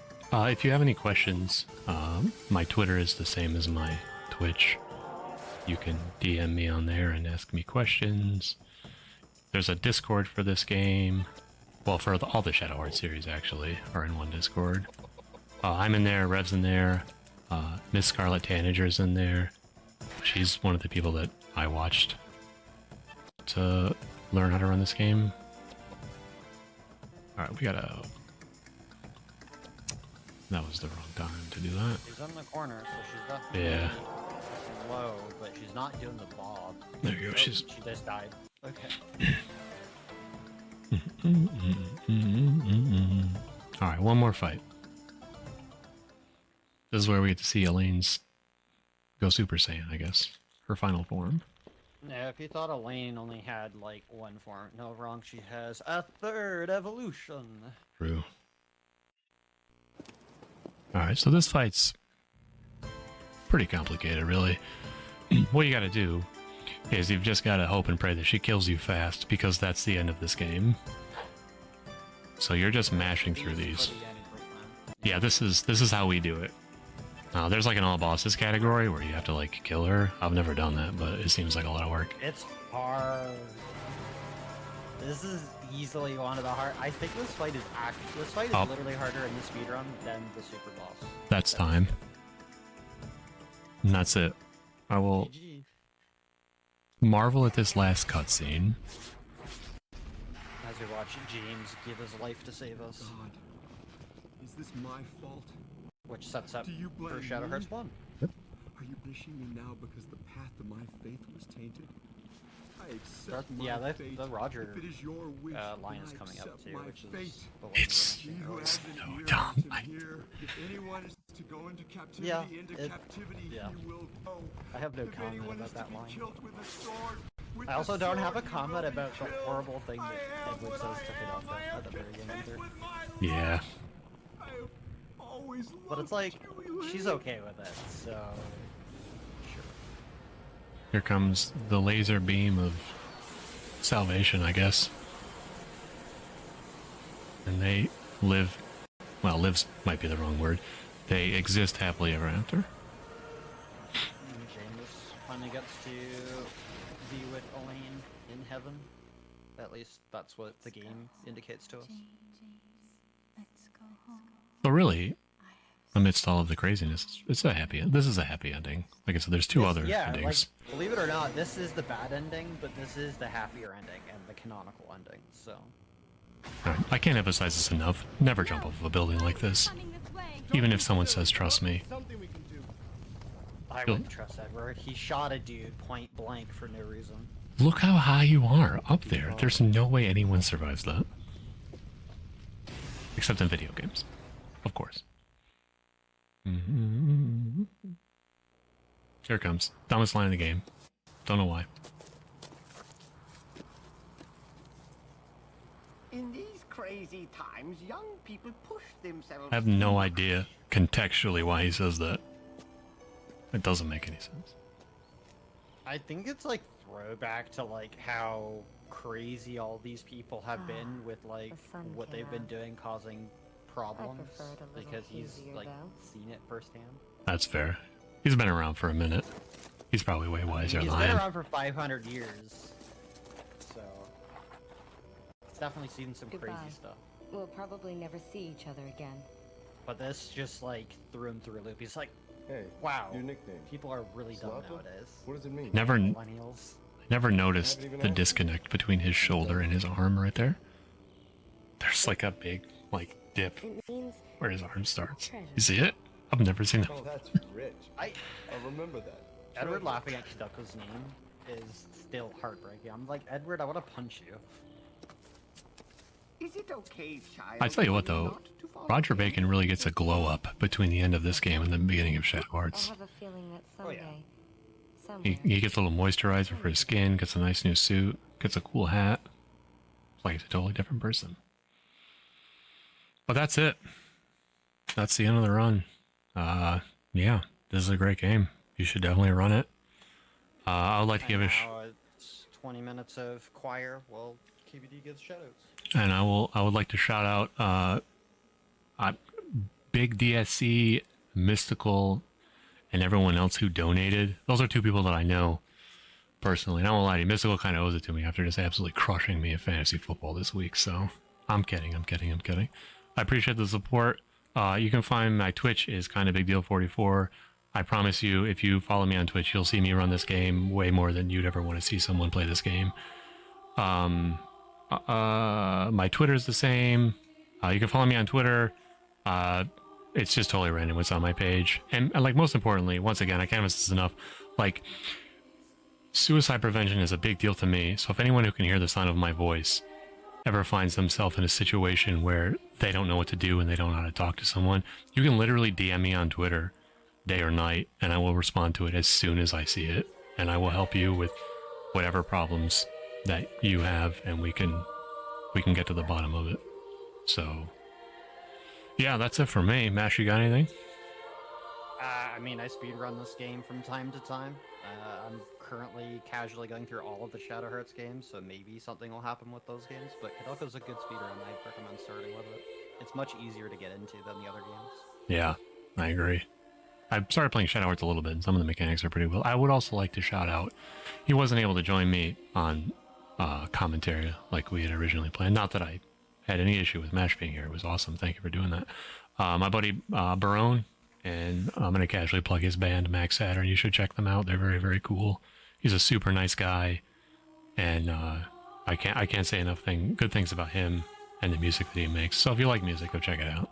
I'll be remiss if I didn't mention that. So, but yeah, that's all I got. We can kick it back to the commentator and see what's next. Yeah, we have one final run coming up Nice. to Nice. close out the marathon, but overall, good run with Koudelka. Yeah, well, I don't even know what the time was. I didn't have my splits up. I hope it was under 2 hours. Yeah, it was under 2 hours, 1:58:55. I mean, you let the one cutscene play. Yeah, that's fair. That's fair. Yeah. Still good run, under 2, considering you had to fight Apostle, Yeah. which lost like 10 plus minutes. Yeah, I decent run. I think that I think my first speed run of this game was 2.5 hours, almost 3 hours. So the 2 hour mark is usually I think it's the first real big like breakthrough that you have running this game. So don't get discouraged if you hear 158 and you're like, oh, well, I did it and I got a 250 or something. I still have my first screenshot of my splits from the very first run that I finished of this game. I mean, I started only a couple of years ago, and I went from like a 3+ hour run down to a 2:08 in that amount of time. So it's not easy to get it low, but like, again, it's a lot of RNG and a lot of just execution. And most time saves you're going to make throughout the run, besides the RNG, is going to be from executing properly. Yep. This game is really nice like that, in that the game, it'll throw you some curveballs from time to time, but most of it is just on you to go fast. Which I really like. Also, the soundtrack, the soundtrack just absolutely slaps. I can listen to this stuff all day. They had a whole orchestra, and all the actors that did all of the voice work were all theatrical performers.